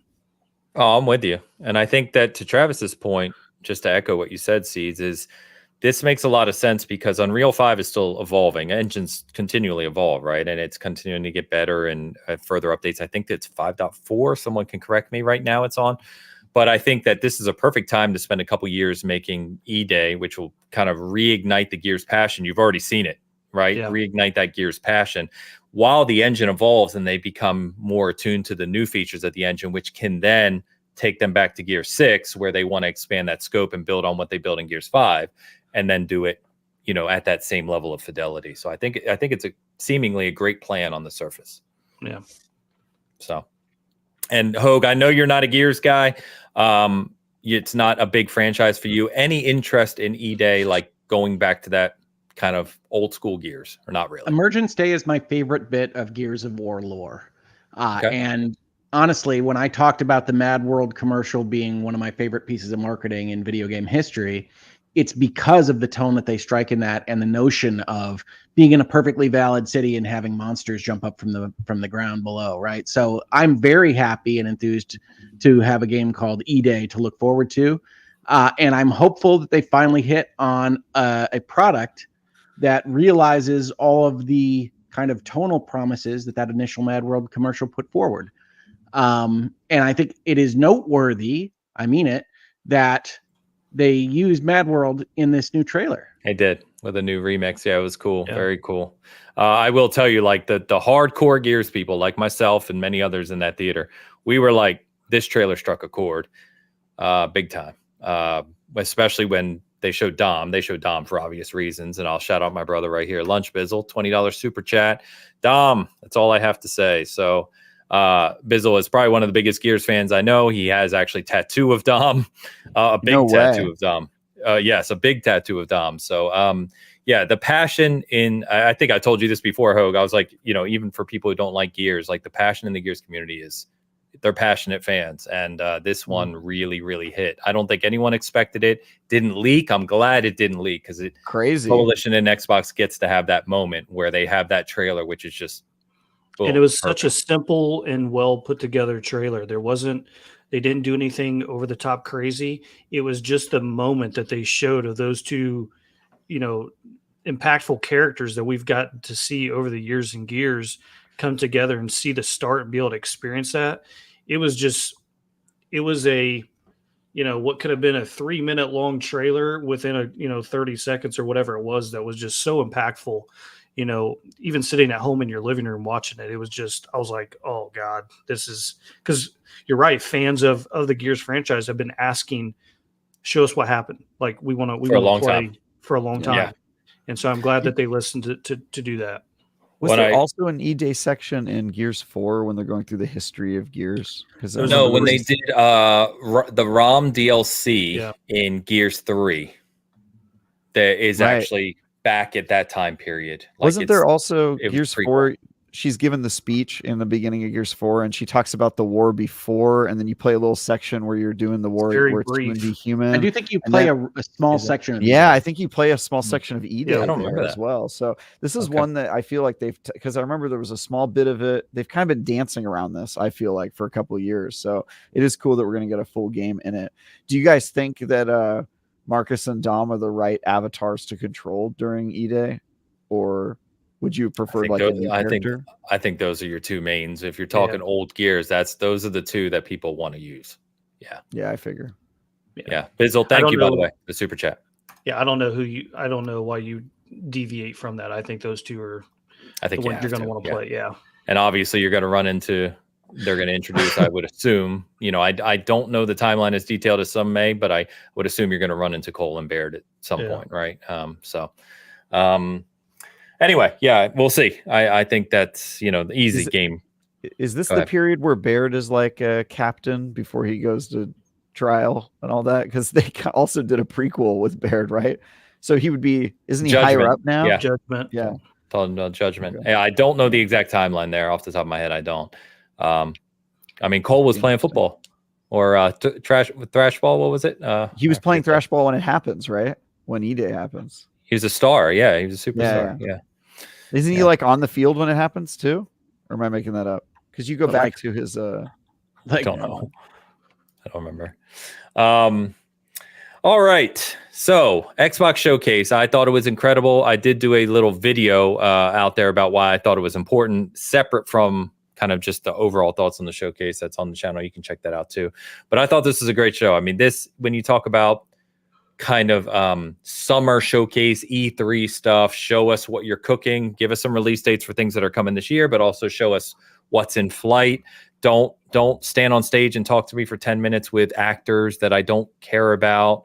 Don't waste my time. Just give me what I'm looking for out of your platform. I thought they nailed this one. This was fantastic. I will say it was pretty stark to have a show that was this big from Xbox and then not have the PlayStation show 2 nights later like we used to get. I know. I kind of missed that. I missed that part of it. And I know Nintendo either. So I really hope we get back to that, man. The rumor was we were supposed to have the Nintendo Direct this week and it never came. So yeah, I don't know. We'll have a Nintendo Direct. Nintendo does release dates right. Innuendo and rumor. And you never really know when they're actually going to do stuff. That's the way to go. Yeah. That's the ticket. Someday you'll get a new Metroid Prime. Dude, Metroid Prime 4. Great. Metroid Prime 4 was announced 6 years ago. I know. Yeah. I mean, they did give us an update, though, where they said, this isn't working. We're starting over. So it's not like we've heard nothing. Like them saying it's starting over, you should know where they are with that game, which is it's development hell, man. It sucks. No, this show was great. But like most E3 kind of shows, what I really liked are the surprises and the things I didn't know existed before. Me right? Too. So Mixtape, Expedition 33, Winterboro, those are actually the things that spoke to me the most that I didn't know existed. Expedition 33. Yeah. Well, and sadly, Tom Warren and group, right, as we know with leaks and rumors, Doom Dark Ages should have been a surprise, which would have been awesome. Sadly, we knew about that ahead of time. So, yeah. Well, I mean, I guess I was always expecting id to make another Doom. So another Doom, yeah, but we didn't know they were going back. Yeah. Okay. It was my second favorite of the big shows. What was? Xbox. What was of the big shows? What was first? Ubi. Wow, that is bold. Yeah, that's insane. Ubisoft had a killer show for me personally, with stuff that I loved and stuff that I wasn't expecting to love that I wound up loving. So Ubi Forward was my favorite show of the big shows. Am I incorrect in saying that Ubisoft had 0 new game announcements? They didn't announce anything. Okay. Nothing. So Hogue just wanted content updates, basically, instead of an E3 style show. I'm the PlayStation guy here.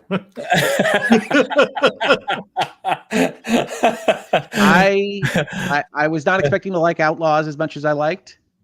I'm not arguing their content's not good. I'm just saying from a showcase perspective, they only showed stuff that's out or coming out like we knew about. There was no surprise.